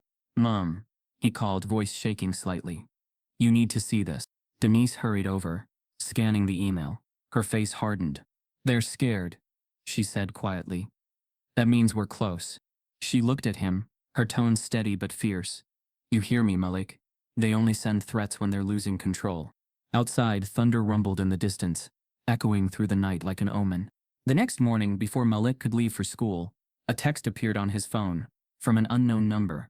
It read simply, "We know you met with the reporter." The story broke on a Thursday morning, quiet at first, then all at once, like a match to dry leaves.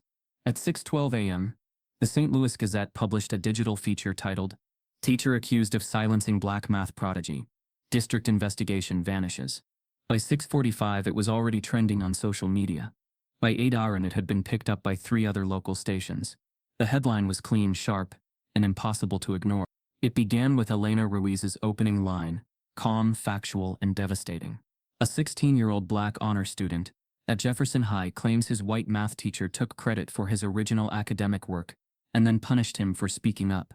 When the district opened an investigation, the file mysteriously disappeared. Malik read the article sitting at the kitchen table, his cereal untouched, hands trembling slightly. Denise sat beside him, eyes locked on the screen. Every word felt both vindicating and terrifying. Lena hadn't exaggerated. She'd stayed true to the evidence, the emails, the deleted records, the screenshots. But seeing it in print made it real in a way that their quiet frustration never could. "Mom," Malik said, voice low. "It's out there now." Denise nodded slowly. "Yeah, baby. It is." But even as the truth began to surface, so did the noise. By lunchtime, Malik's name was everywhere. His photo, a school yearbook picture he hated, appeared in news graphics, blog posts, and Facebook shares. Underneath each post, the comments multiplied like weeds. "This is why teachers can't do their jobs anymore. Always about race with them." She gave him a chance, and he played the victim. Maybe he just copied someone else's work and got caught. Denise scrolled through the feed, her jaw tightening with every word. "They don't even know you," she muttered. Malik stared blankly at his phone.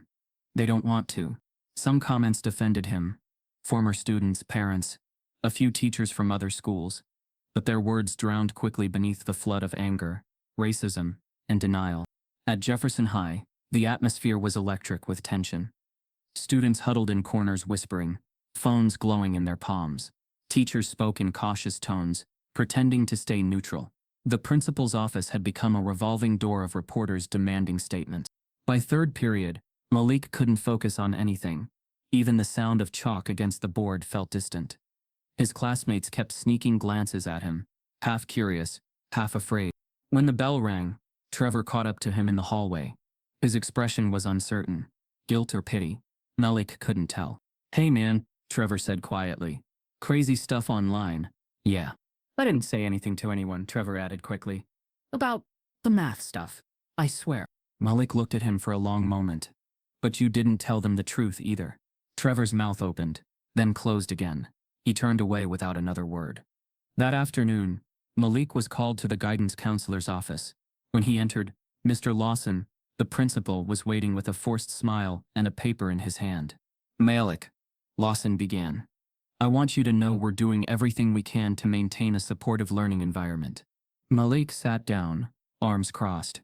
"What does that mean?" "It means," Lawson said carefully, "that with all this media attention, it's important we stay focused on education, not controversy." Denise, who had insisted on being there, leaned forward. "So you're telling my son to stay quiet while people drag him online?" Lawson cleared his throat. "Mrs. Carter, we understand this is difficult." "No," she interrupted. "You don't. You let this woman steal his work, then you erased his investigation, and now you're worried about public relations." Lawson's composure cracked just slightly. "The district is handling this, but for now we're asking Malik not to engage with the press or post online. It could complicate the situation." Malik's voice was quiet, but it cut through the room. "So you want me to be silent again?" Lawson hesitated. "I want you to be smart." Malik stood up, the chair scraping against the floor. "Smart got me here." Denise followed him out without another word. Outside the school, 2 news vans were already parked by the curb. A reporter with a microphone spotted them and called out, "Mrs. Carter, Malik, can we have a comment?" Denise shielded her son as they walked to the car. But not before Malik caught sight of the station logo on the camera. Channel 7 News. The same network that once aired a segment about Jefferson High's outstanding educators. Miss Hendricks had been the featured teacher. By evening, the story was everywhere. National education blogs picked it up. Hashtags began to form. Justice for Malik. Mathgate. Numbers don't lie. But with attention came distortion. Talk show hosts debated it without knowing the details. Some called Malik brilliant.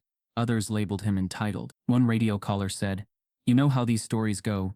The media makes the teacher a villain, when she's probably just trying to do her job." Denise turned off the TV. "I can't listen to this," she said, voice trembling. Malik sat in silence, scrolling through Twitter. Then he froze. On his screen was a new post from an account claiming to belong to Miss Hendrix's niece. Y'all don't know the real story. My aunt has been targeted by a lying student who's been obsessed with getting attention. She's devastated. Wait for her side before you judge. The post had over 1,000 likes. Denise saw the look on his face and took the phone. When she read it, her hands began to shake. They're already rewriting it, she whispered. Just like before. Later that night, Malik's phone buzzed with a text from Elena Ruiz. Big update coming. Stay ready. He texted back immediately. What happened? Her reply came 30 seconds later. She's holding a press conference tomorrow. She's going public. Malik's heart sank. Denise leaned over. Who's she? He turned the screen toward her. Miss Hendrix announces press conference. Friday 9 Arizona a.m. To clear her name. The news headline was already circulating. Denise exhaled sharply. She's going to spin this. She's going to make you look like the aggressor. Malik stared at the photo attached to the announcement. Miss Hendrix standing at a podium, eyes full of false humility, captioned, "Veteran teacher responds to allegations." He felt the weight return, the same weight that had followed him since that day in class, when silence became defiance. Let her talk, he said quietly. Denise frowned. Malik. No, he said, his voice steady but cold. Let her talk. Because this time, we're recording too. He turned off his phone, but sleep wouldn't come. Outside, the rain returned, tapping against the windows like a slow countdown. In living rooms across town, the same headline glowed on screens, splitting neighbors, teachers, and families in half. In one part of Jefferson, a teacher group chat buzzed with messages defending Ms. Hendrix's reputation. In another, parents shared the article, demanding the district reinstate Malik's recognition. And somewhere in the middle of it all, between outrage and denial, Malik sat in the dark, watching his reflection fade against the dim blue light of his laptop.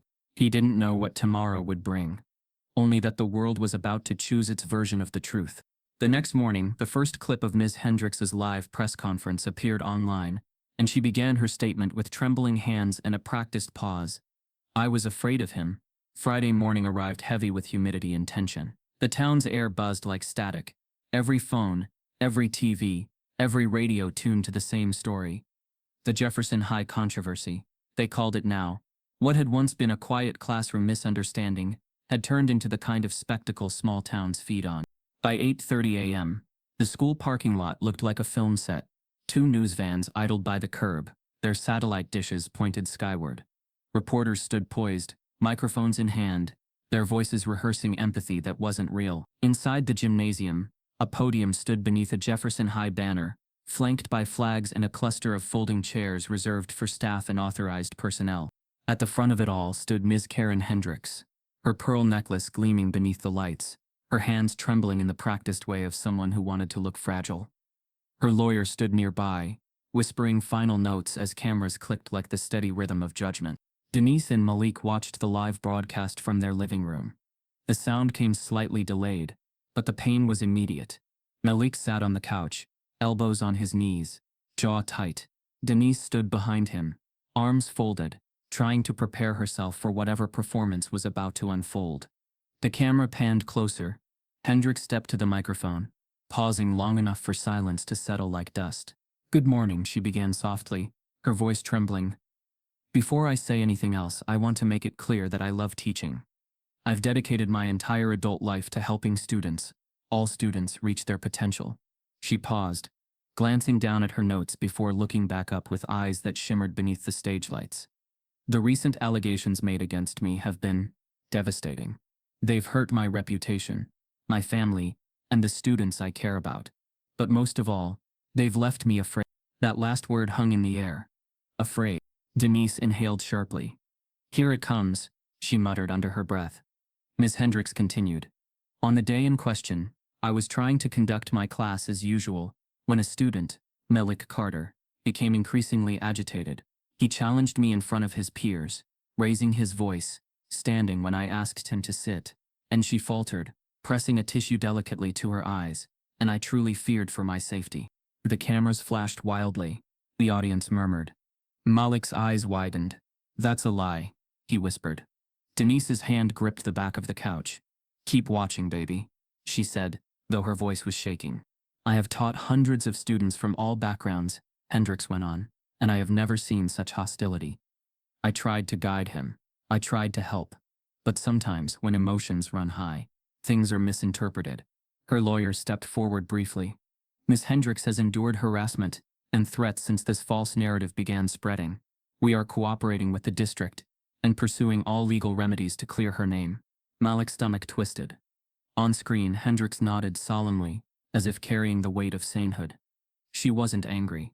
She was performing pain. When the Q&A started, a reporter from Channel 7 asked, "Miss Hendricks, how has this affected you personally?" Hendricks exhaled, looking down. "I haven't slept.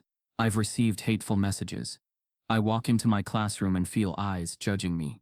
I've given so much to my students, and now I'm portrayed as a villain because I tried to maintain discipline." Another reporter jumped in. "Do you believe this has become a racial issue?"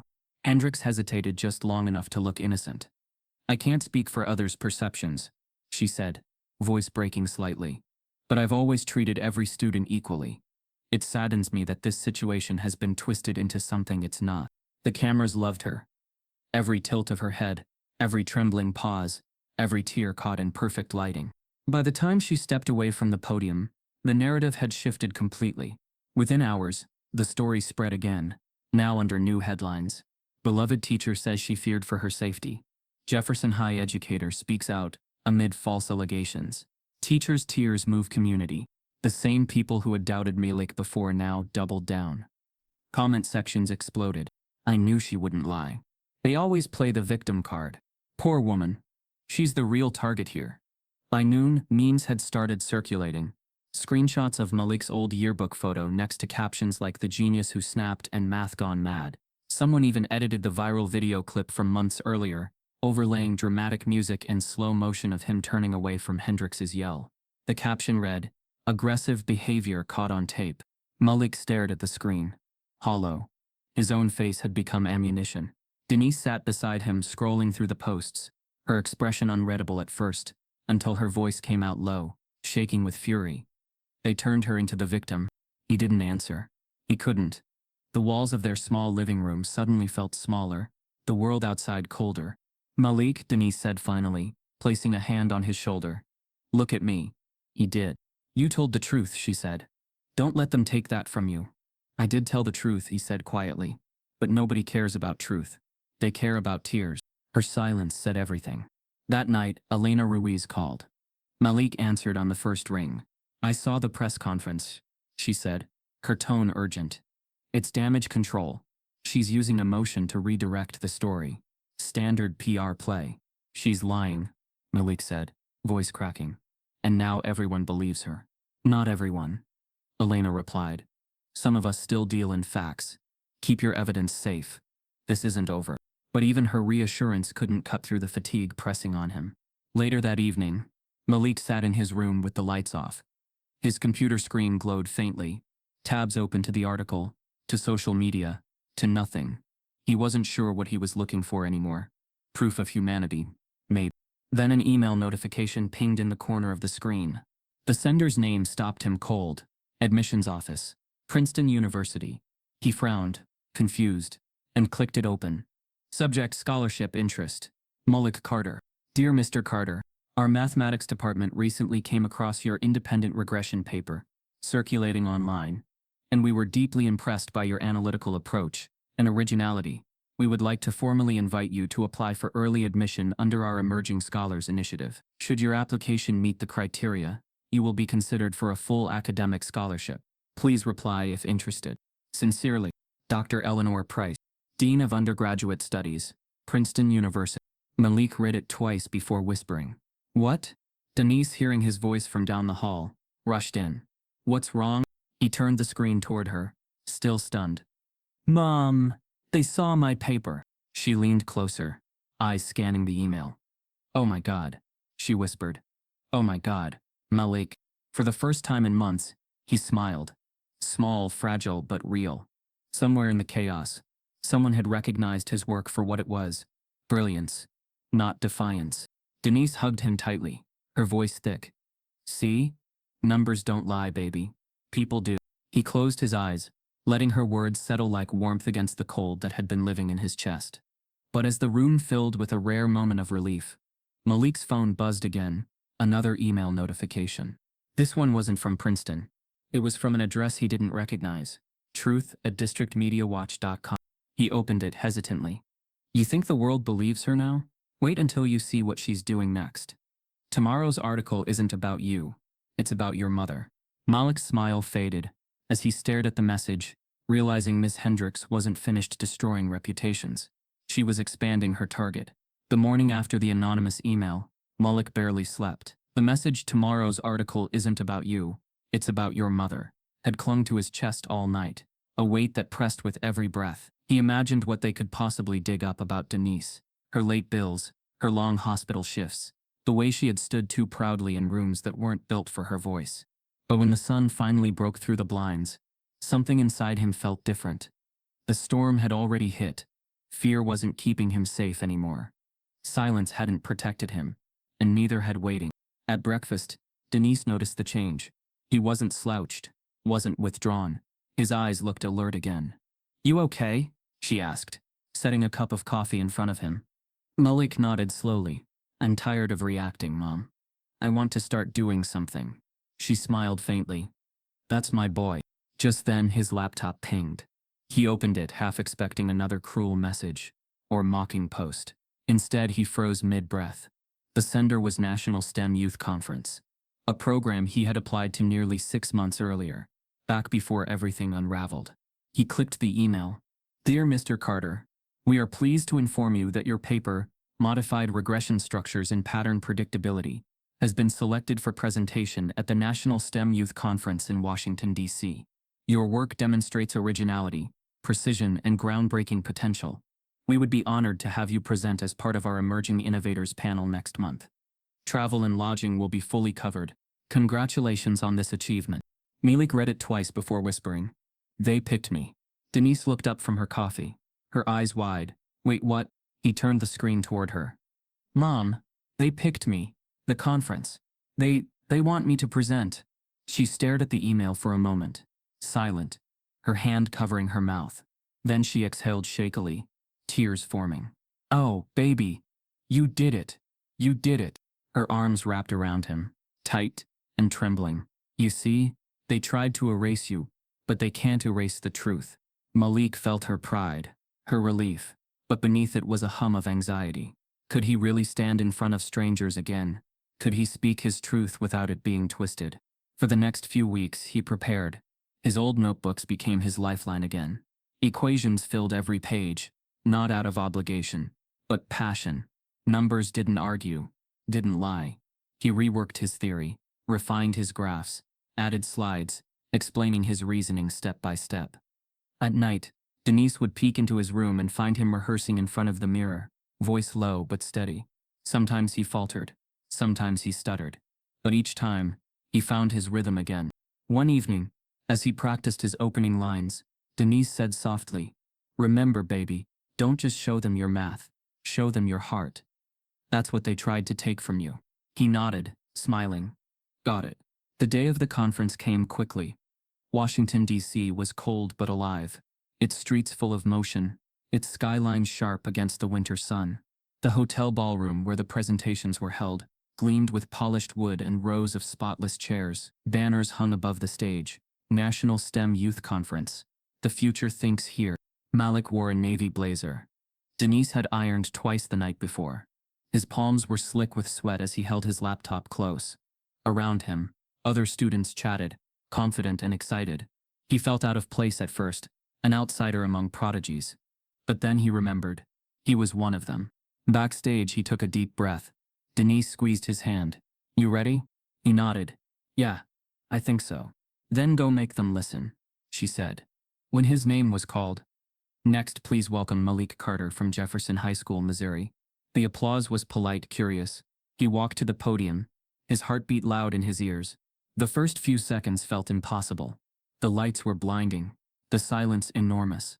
But then he saw her, Denise, sitting near the front, smiling with the same calm strength she'd carried into every battle for him. That was enough. He started to speak. "Good morning. My name is Malik Carter, and this presentation is called Modified Regression Structures in Pattern Predictability. It's about finding simplicity where the world sees chaos. His voice steadied with each word. Slide by slide, he walked them through his equations, the logic, the sequence, the beauty of math as both art and truth. At one point he paused, glancing at the audience. When I first started working on this model, I was told it was too advanced, that maybe I misunderstood it. But I learned something important. Numbers don't care who writes them. They only reveal what's real. The room was silent, captivated. Even Dr. Harper, who had flown in quietly after hearing of Malik's story, sat in the back row, watching with quiet pride. When Malik finished, he looked out over the audience. We live in a world where being right isn't always enough. Sometimes, you have to prove it twice. But I'm here today because truth, like math, doesn't disappear, no matter who tries to erase it. Applause filled the room. It started small, then grew, rolling through the hall like a wave. Denise clapped through tears, her smile trembling. For the first time since that terrible day in room 2114, Malik felt seen, not as a threat, not as an attitude problem, but as himself. Afterward, he stood near the stage as people congratulated him. Professors, journalists, even a few district representatives shook his hand. He felt dizzy from relief. Then a man from the board, mid-50s, tall, wearing a conference badge, stepped forward. His tone was polite, but there was something cold behind his eyes. "Impressive work, young man," he said. "You said your model was original?" Malik smiled faintly. "Yes, sir. I developed it myself." The man frowned slightly, looking down at his tablet. "That's interesting." Denise noticed the change in his tone. "Is there a problem?" she asked.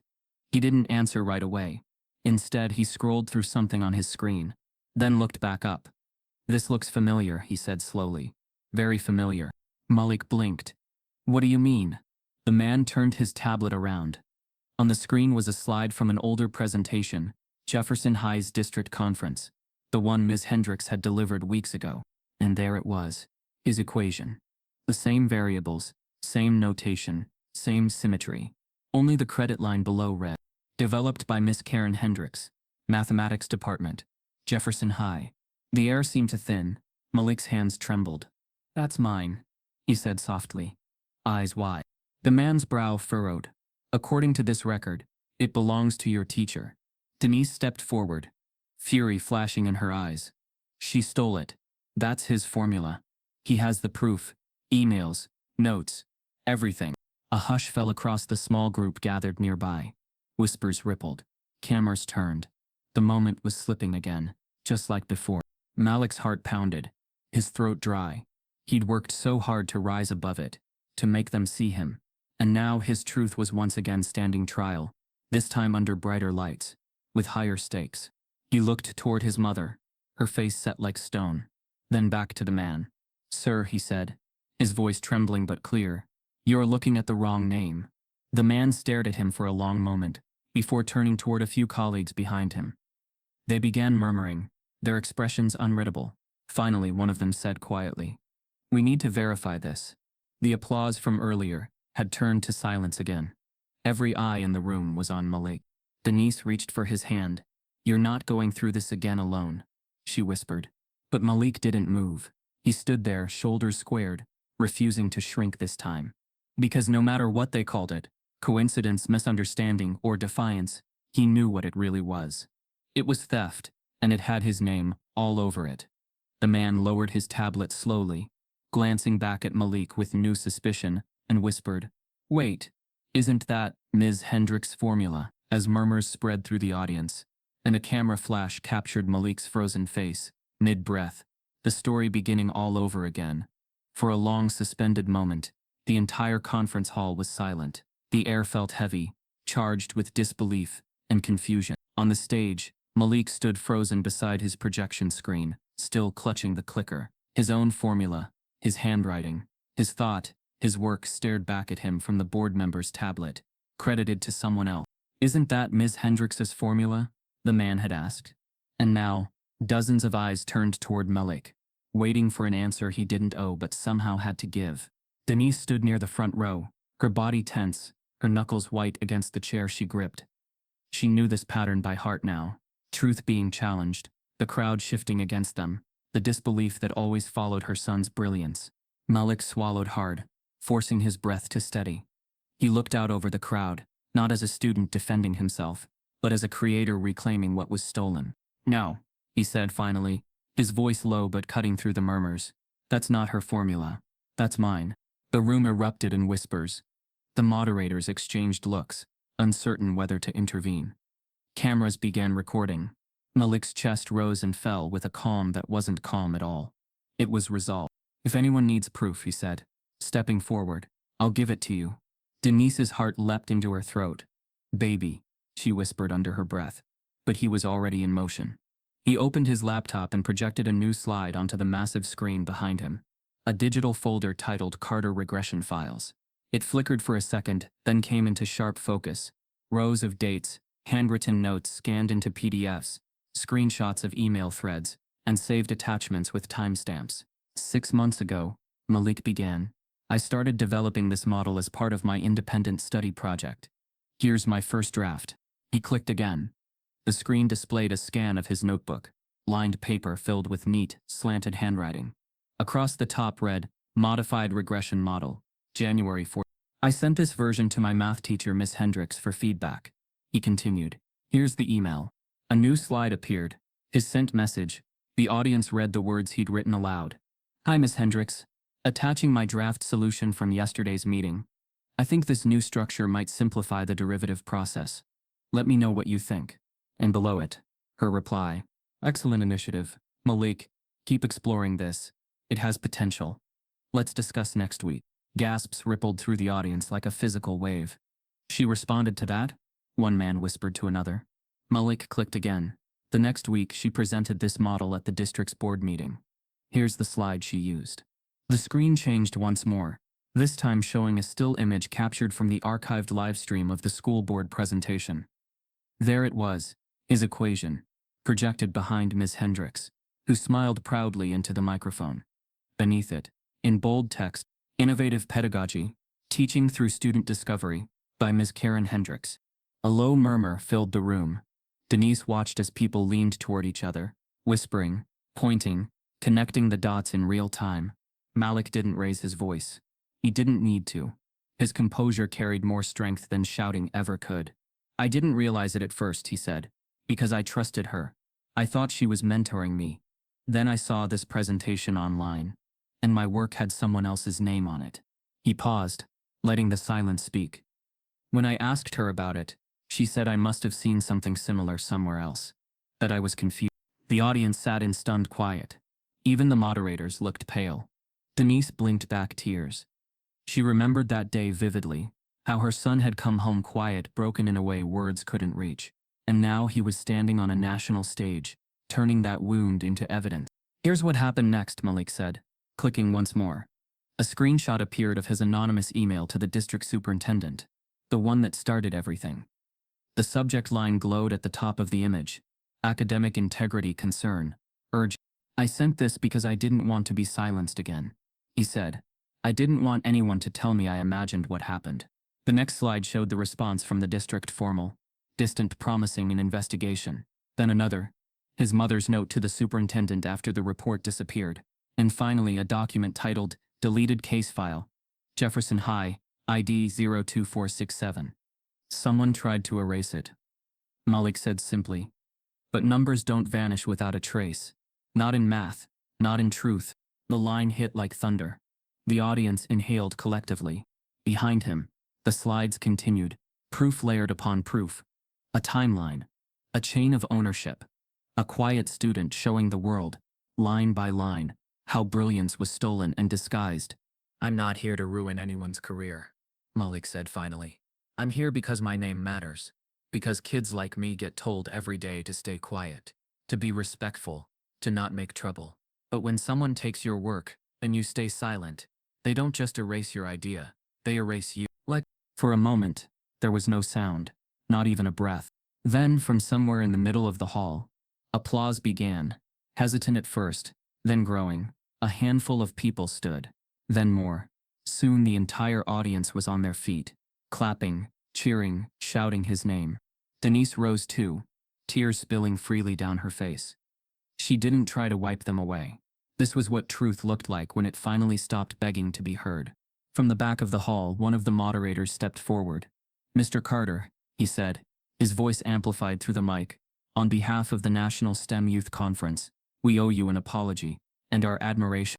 Malik nodded once, his throat too tight to speak.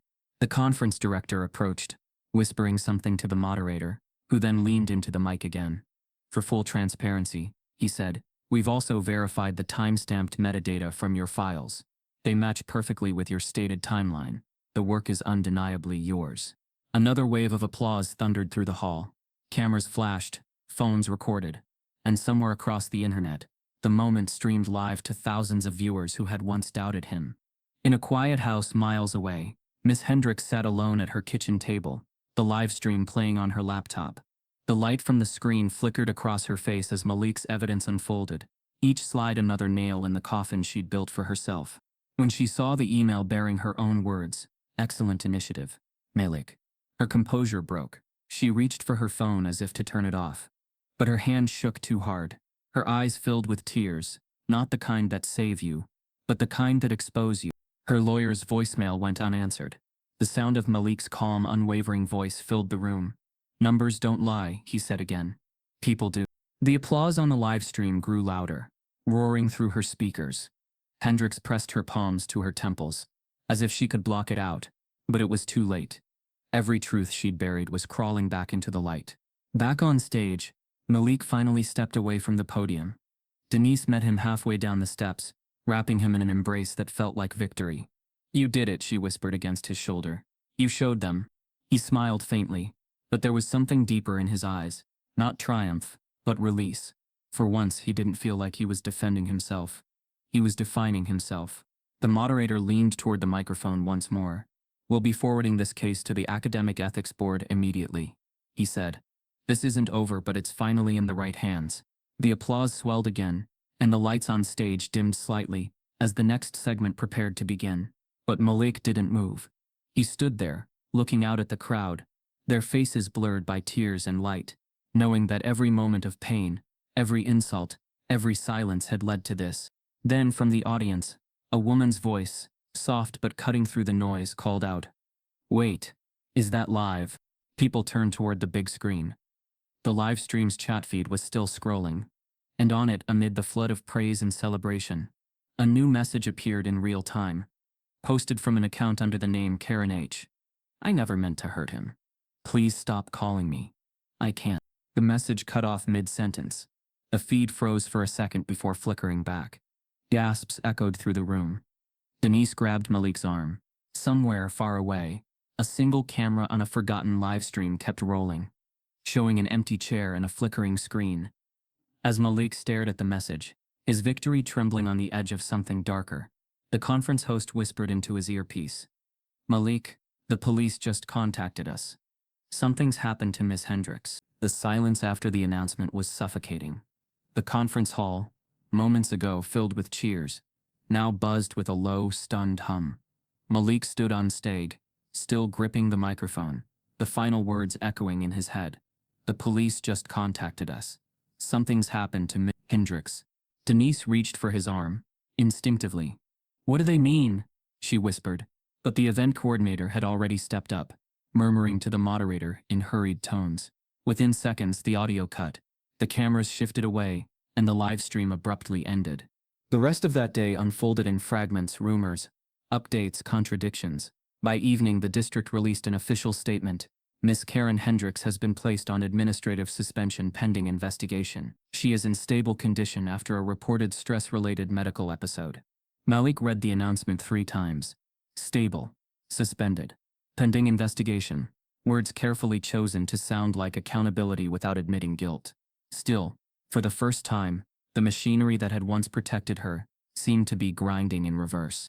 That night, local news stations ran a split-screen broadcast, Malik's conference footage on one side, Ms. Hendricks being escorted from her home on the other. Anchors spoke cautiously, praising Malik's composure while speculating about the emotional toll of professional scrutiny on Hendricks. Even now, the coverage tried to soften her fall. Denise sat beside Malik, on the couch, remote in hand, eyes narrow. "Listen to them," she said bitterly. They're still trying to save her reputation. Malik didn't answer. He was staring at the footage of himself speaking. The version of him on screen looked older somehow. Steadier, like the boy who had spent months being erased had finally learned how to hold the world's gaze. When the segment ended, the next story began. Breaking news from Jefferson School District. Superintendent Dr. Evelyn Harper addresses the controversy publicly. They both leaned forward. Dr. Harper stood at a podium, facing a wall of reporters. Her face was composed, but her eyes betrayed exhaustion. Today, she began, the district acknowledges its failure to protect academic integrity and student equity in the case involving Malik Carter and former Jefferson High teacher Ms. Karen Hendricks. We have confirmed through independent review that Mr. Carter's work was indeed original, and we regret the harm caused by the mishandling of his complaint. The reporters fired questions immediately. Is Ms. Hendricks being terminated? One asked. Was this racially motivated? Shouted another. Dr. Harper raised a hand. The district does not tolerate racial discrimination in any form, she said, voice firm but heavy. However, this case reveals that systems can fail in subtle, deeply rooted ways. We will not deny that. Our focus now is to rebuild trust, starting with Malik Carter. A hush fell across the room. Then she looked directly into the camera. Malik, she said, on behalf of the Jefferson School District, I apologize. You should have been believed the first time. The words landed like a tremor through every home watching. Denise's eyes welled instantly, one hand flying to her mouth. Malik just sat there, frozen. He hadn't expected the apology. Not after everything. The silence, the lies, the careful language that always protected power.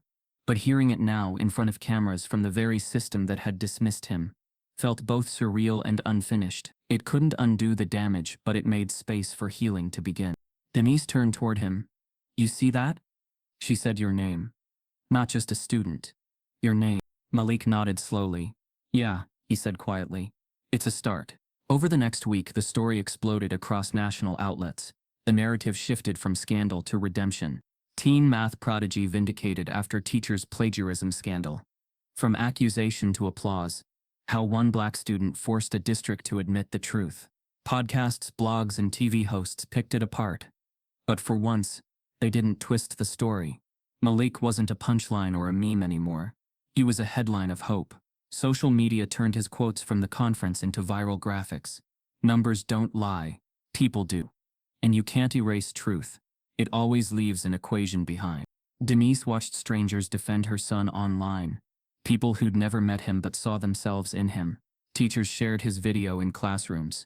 Parents wrote to her, thanking her for standing up.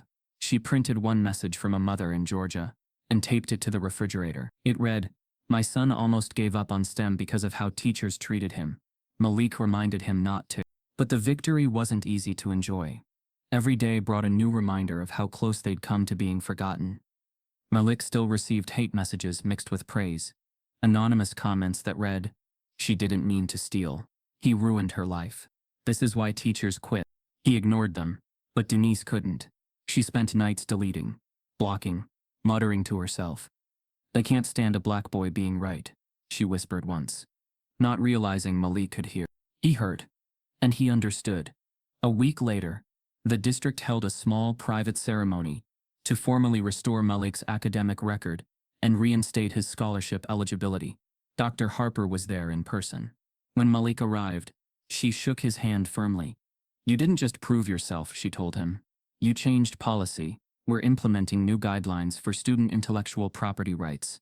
No one will be able to take credit for student work again without written consent." Malik managed a faint smile. "Thank you, ma'am." Then, surprising even herself, Dr. Harper leaned in and whispered, "You remind me of my younger self, only braver." Denise stood a few feet away, watching it all unfold with quiet pride. The system that once called her aggressive was now apologizing to her family in suits and press releases. For the first time in years, she felt the weight lift off her chest. Later that afternoon, as they left the district building, the air outside felt different, lighter, like the end of a long storm. Reporters waited by the steps, but this time, their questions weren't sharp, they were reverent. "Malik, what's next for you?" one asked. He smiled slightly, shrugging. "I don't know yet," he said, "but I'm done letting people decide what I can be." That evening the world kept spinning, as it always does. But now Malik's name spun with it. His conference presentation had been uploaded officially to YouTube by the STEM organization, and in less than 48 hours, it passed 1 million views. The comments were full of awe and gratitude. This kid's the future. We need more teachers like his mom. Proof that genius can come from anywhere. For once the internet wasn't tearing him down. It was building him up. At dinner, Denise turned to him smiling. So, Mr. National Celebrity, you ready for what's next? Malik laughed, shaking his head. I just want a quiet semester. But as if the universe was listening with a smirk, his laptop pinged again. Another email. He opened it without thinking, expecting another news inquiry. Then his eyes widened. Invitation to the International Mathematics Symposium. Geneva, Switzerland. Dear Mr. Carter, we were deeply inspired by your presentation at the National STEM Conference. Your theoretical framework has drawn international attention, and we would like to invite you to represent the United States at the World Youth Mathematics Symposium this summer. All travel and accommodations will be provided. We believe your voice belongs on the world stage. Sincerely, Dr. Anya Kovala, Chair World Mathematics Council. Malik stared at the screen, the words almost too heavy to process. Denise leaned in over his shoulder, reading aloud slowly as a smile spread across her face. Baby, she whispered. They want you in Switzerland. He exhaled, a stunned laugh, escaping his lips. Switzerland. That's insane. Denise placed a hand on his shoulder. No, Malik. That's destiny catching up. The glow from the laptop lit both their faces. Mother and son framed by the quiet light of vindication. Outside the night was calm, but something was shifting again, this time upward. The story that began in a classroom built on silence was heading for the world stage. Malik closed the laptop, still grinning, unaware that halfway across the world, another email had just been sent to a journalist preparing an exposé, titled, The Genius Who Almost Got Away. The airport lights glowed like stars trapped in glass, their reflection flickering across Malik's face as he stood in line for boarding. He clutched his passport in one hand, and his carry-on in the other, the same worn notebook tucked inside, the one filled with formulas, sketches, and every memory of the journey that brought him here. Geneva, Switzerland. The International Math Olympiad. He was 17 now, the youngest Black American competitor ever invited. The thought should have felt impossible, but Malik had stopped using that word. Every barrier he'd faced so far had been labeled impossible too. Beside him, Denise adjusted the strap on her purse, trying not to show how overwhelmed she was. It wasn't just the international flight, or the attention, or the cameras waiting at the gate. It was the sight of her son, her baby standing taller than the people who once tried to shrink him. You nervous? She asked softly, her voice half motherly, half proud. Malik smiled faintly. Yeah, but the good kind. She nodded. That's how you know you care. They sat together in the boarding area, watching other passengers scroll through phones or sip coffee. For a few moments, silence settled comfortably between them, the kind that doesn't need words. Then Malik reached into his bag and pulled out his notebook. Denise chuckled. You really bringing homework on a plane? It's not homework, he said, flipping to a page marked by a torn piece of paper. It's healing. He wasn't exaggerating. Every equation he wrote now was a way to rebuild what had been broken. Not just his reputation, but his trust in himself. Math had been the language that the world used to doubt him. Now it was the one he used to speak his truth. When the boarding call echoed through the terminal, Denise squeezed his hand. You already won, she whispered. He smiled. Not yet. But I'm getting there. The flight was long, the sky an endless wash of dark blue. Malik couldn't sleep. He watched clouds drift beneath the wings, and thought about every step that led to this moment. The humiliation, the viral lies, the long nights where he'd almost given up. There was something poetic about it all. The same system that once dismissed him now sending him across the ocean, as its representative. He wasn't naive. He knew this wasn't redemption for them. It was redemption for himself. When the plane finally landed in Geneva, the air felt crisp, mountain cold, alive with promise. The Olympic-style banners flapped in the wind outside the conference hall, reading International Mathematics Olympiad. Flags from nearly 70 countries lined the entrance, fluttering like equations written across the sky. Malik's team, 5 other American students, mostly older, mostly white, moved together through the crowd of competitors. They were polite but distant. He could feel the invisible line between them, respect on paper, distance in practice. Carter, their team leader said, glancing at him as they walked. I read your conference transcript. Impressive work. Thank you, sir. Just keep your head down here. Judges love confidence, but they don't like ego. Understand? Malik nodded, biting back a smile. Keep your head down. It was advice he'd heard all his life. In classrooms, in hallways, in offices. But this time he wouldn't be shrinking. The first day of the competition took place in a massive glass auditorium, overlooking Lake Geneva. The setting was beautiful, but the tension was electric. A sea of prodigies from around the world, each clutching their pens like weapons. Malik took his seat at a long white desk. The test booklets were thick sealed, waiting like unopened doors. Above him, a large clock ticked toward the starting bell. When it rang, the room erupted into silence. The loud kind, filled with breathing, scratching pens, and racing thoughts. Malik's eyes moved over the first problem. Geometry. Elegant but manageable. He felt the rhythm come back immediately. Logic aligning with instinct. His mind moving faster than his hand could write. Hours passed like minutes. Each equation solved felt like reclaiming a piece of himself. He thought of Miss Hendricks once. The way she'd looked at him like intelligence was rebellion. For the first time, the thought didn't sting. It fueled him. By the end of the first day, Malik's name sat at the top of the leaderboard for the US team. Denise, watching from the spectator section, couldn't stop smiling. Reporters had gathered near the doors, whispering about the boy who proved the world wrong. That night, back in the hotel, Malik stood on the balcony overlooking the city. The lights below shimmered across the water like scattered constellations. He took out his notebook again, flipping through the pages. The messy scrawls, the crossed-out lines, the old pain turned into precision. Behind him, Denise stepped onto the balcony. You can't sleep either? He smiled. My mind's too loud. She leaned against the railing beside him. You've come so far, Malik. Do you ever stop and realize that? He looked out at the city. Sometimes, but then I think about how far I still have to go. You don't have to prove anything to anyone anymore. He shook his head softly. I know, but I want to prove something to myself. Denise reached for his hand, squeezing it gently. Then make this about joy, not revenge. He nodded slowly. Yeah, joy. The second day of the Olympiad began early. The competitors filed back into the hall, the air buzzing with nerves and caffeine. This was the final round, the hardest problems, the ones that separated brilliance from mastery. Malik sat down, fingers trembling slightly. He closed his eyes for a moment, centering himself. When the papers were distributed, he exhaled and flipped to the first page. Then he froze.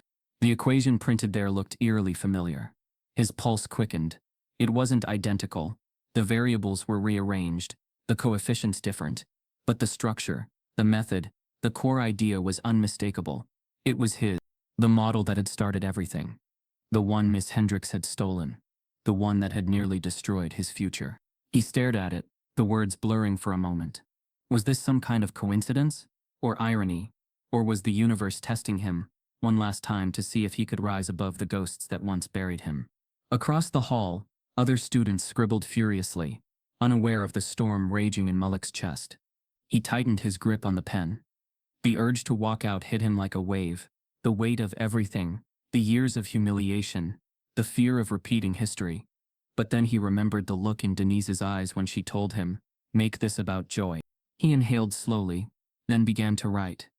Every line, every variable, every curve of the equation flowed like music. His hand didn't shake anymore. He wasn't solving it for the judges, or the country, or the crowd. He was solving it for the boy who once stood in a classroom and was told to sit down. Halfway through, a tear rolled down his cheek. Not of sadness, of release. When he finished, he set the pen down and leaned back in his chair, staring at the page. It was beautiful, clean, precise. At that moment, Malik realized something profound. He wasn't haunted by the past anymore. He had rewritten it. The bell rang, signaling the end of the competition. The students stood, stretching, whispering, comparing answers. Malik stayed seated, staring at the formula in front of him, the one that once ruined him, now redeemed him. Denise waited outside, holding her breath as he stepped into the lobby. He looked exhausted but lighter somehow, like he'd finally set something down. How'd it go? She asked, searching his face. He smiled, tired but genuine. It was perfect. She laughed softly. That's my boy. As they walked toward the exit, Malik glanced at the judges' table in the distance. One of them, an elderly mathematician from France, was still staring at his paper, expression unreadable. Something told Malik this wasn't over yet. The next morning when the scores were announced, Malik's name lit up on the leaderboard, tied for first. But before the cheers could start, a voice from the judges' table cut through the room. Contestant 47, Malik Carter, we need to verify the originality of your final solution. The air inside the auditorium was charged, the kind of quiet that only comes before judgment. Malik stood near the stage, his hands clasped behind his back, heart hammering beneath his blazer. Across the hall, 100 flags hung like witnesses, watching history balance on a single decision. Contestant 47, one of the judges repeated into the microphone, we need to verify the originality of your final solution. Gasps rippled through the crowd. The announcement hit Denise like a punch. She stood abruptly from her seat, eyes wide, her voice trembling. No, not again. But Malik didn't flinch. He'd seen this before. The suspicion, the pause before credit. Only this time he wasn't 16 and scared. He stepped forward, calm and certain, his voice steady. You can verify anything you want, he said evenly. But you'll find the truth the same place it's always been, in the math. The head judge, an elderly man with silver hair and round glasses, adjusted his microphone. We just need to confirm the source of your final problem-solving method. It appears similar to an older model that was presented at a UIT district symposium 2 years ago. He glanced down at his notes. A Ms. Karen Hendricks. The name sliced through the air. Denise sank slowly back into her seat, her breath catching. Around her, whispers spread like wildfire. That's the teacher who stole from him, right? Malik's expression didn't change. His voice, quiet but firm, carried through the hall. Yes, He said, that's the same formula. But she didn't create it. I did. He walked to the podium before anyone could stop him. Reporters began filming again, lenses zooming in as if to capture the moment the world might break a young genius or crown him. He reached into his jacket pocket and pulled out a folded piece of paper, the same page from his original notebook, scanned, time-stamped, and reprinted. The corners were worn from travel, but the ink was clear. This is from my journal, he said, holding it up. January 14th, 2024. The original version of that model.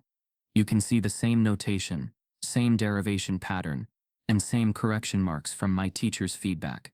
Her initials, KH, right there. The judge took the paper, studying it closely. Then another judge leaned forward, comparing it to Malik's submitted test. The tension built, thick as fog. Minutes passed like hours, then the head judge looked up. The notation matches perfectly. The date precedes Ms. Hendricks' publication. The derivation steps align uniquely with Mr. Carter's mathematical logic. He lowered the paper, clearing his throat. We confirm that the work is his. Applause erupted, hesitant at first, then swelling into thunder. Malik stood still, the sound washing over him, but his eyes found only one face. His mother's. Denise was crying openly now, her hands clasped over her mouth, whispering, "That's my son." The judges conferred briefly before the announcement came through the speakers.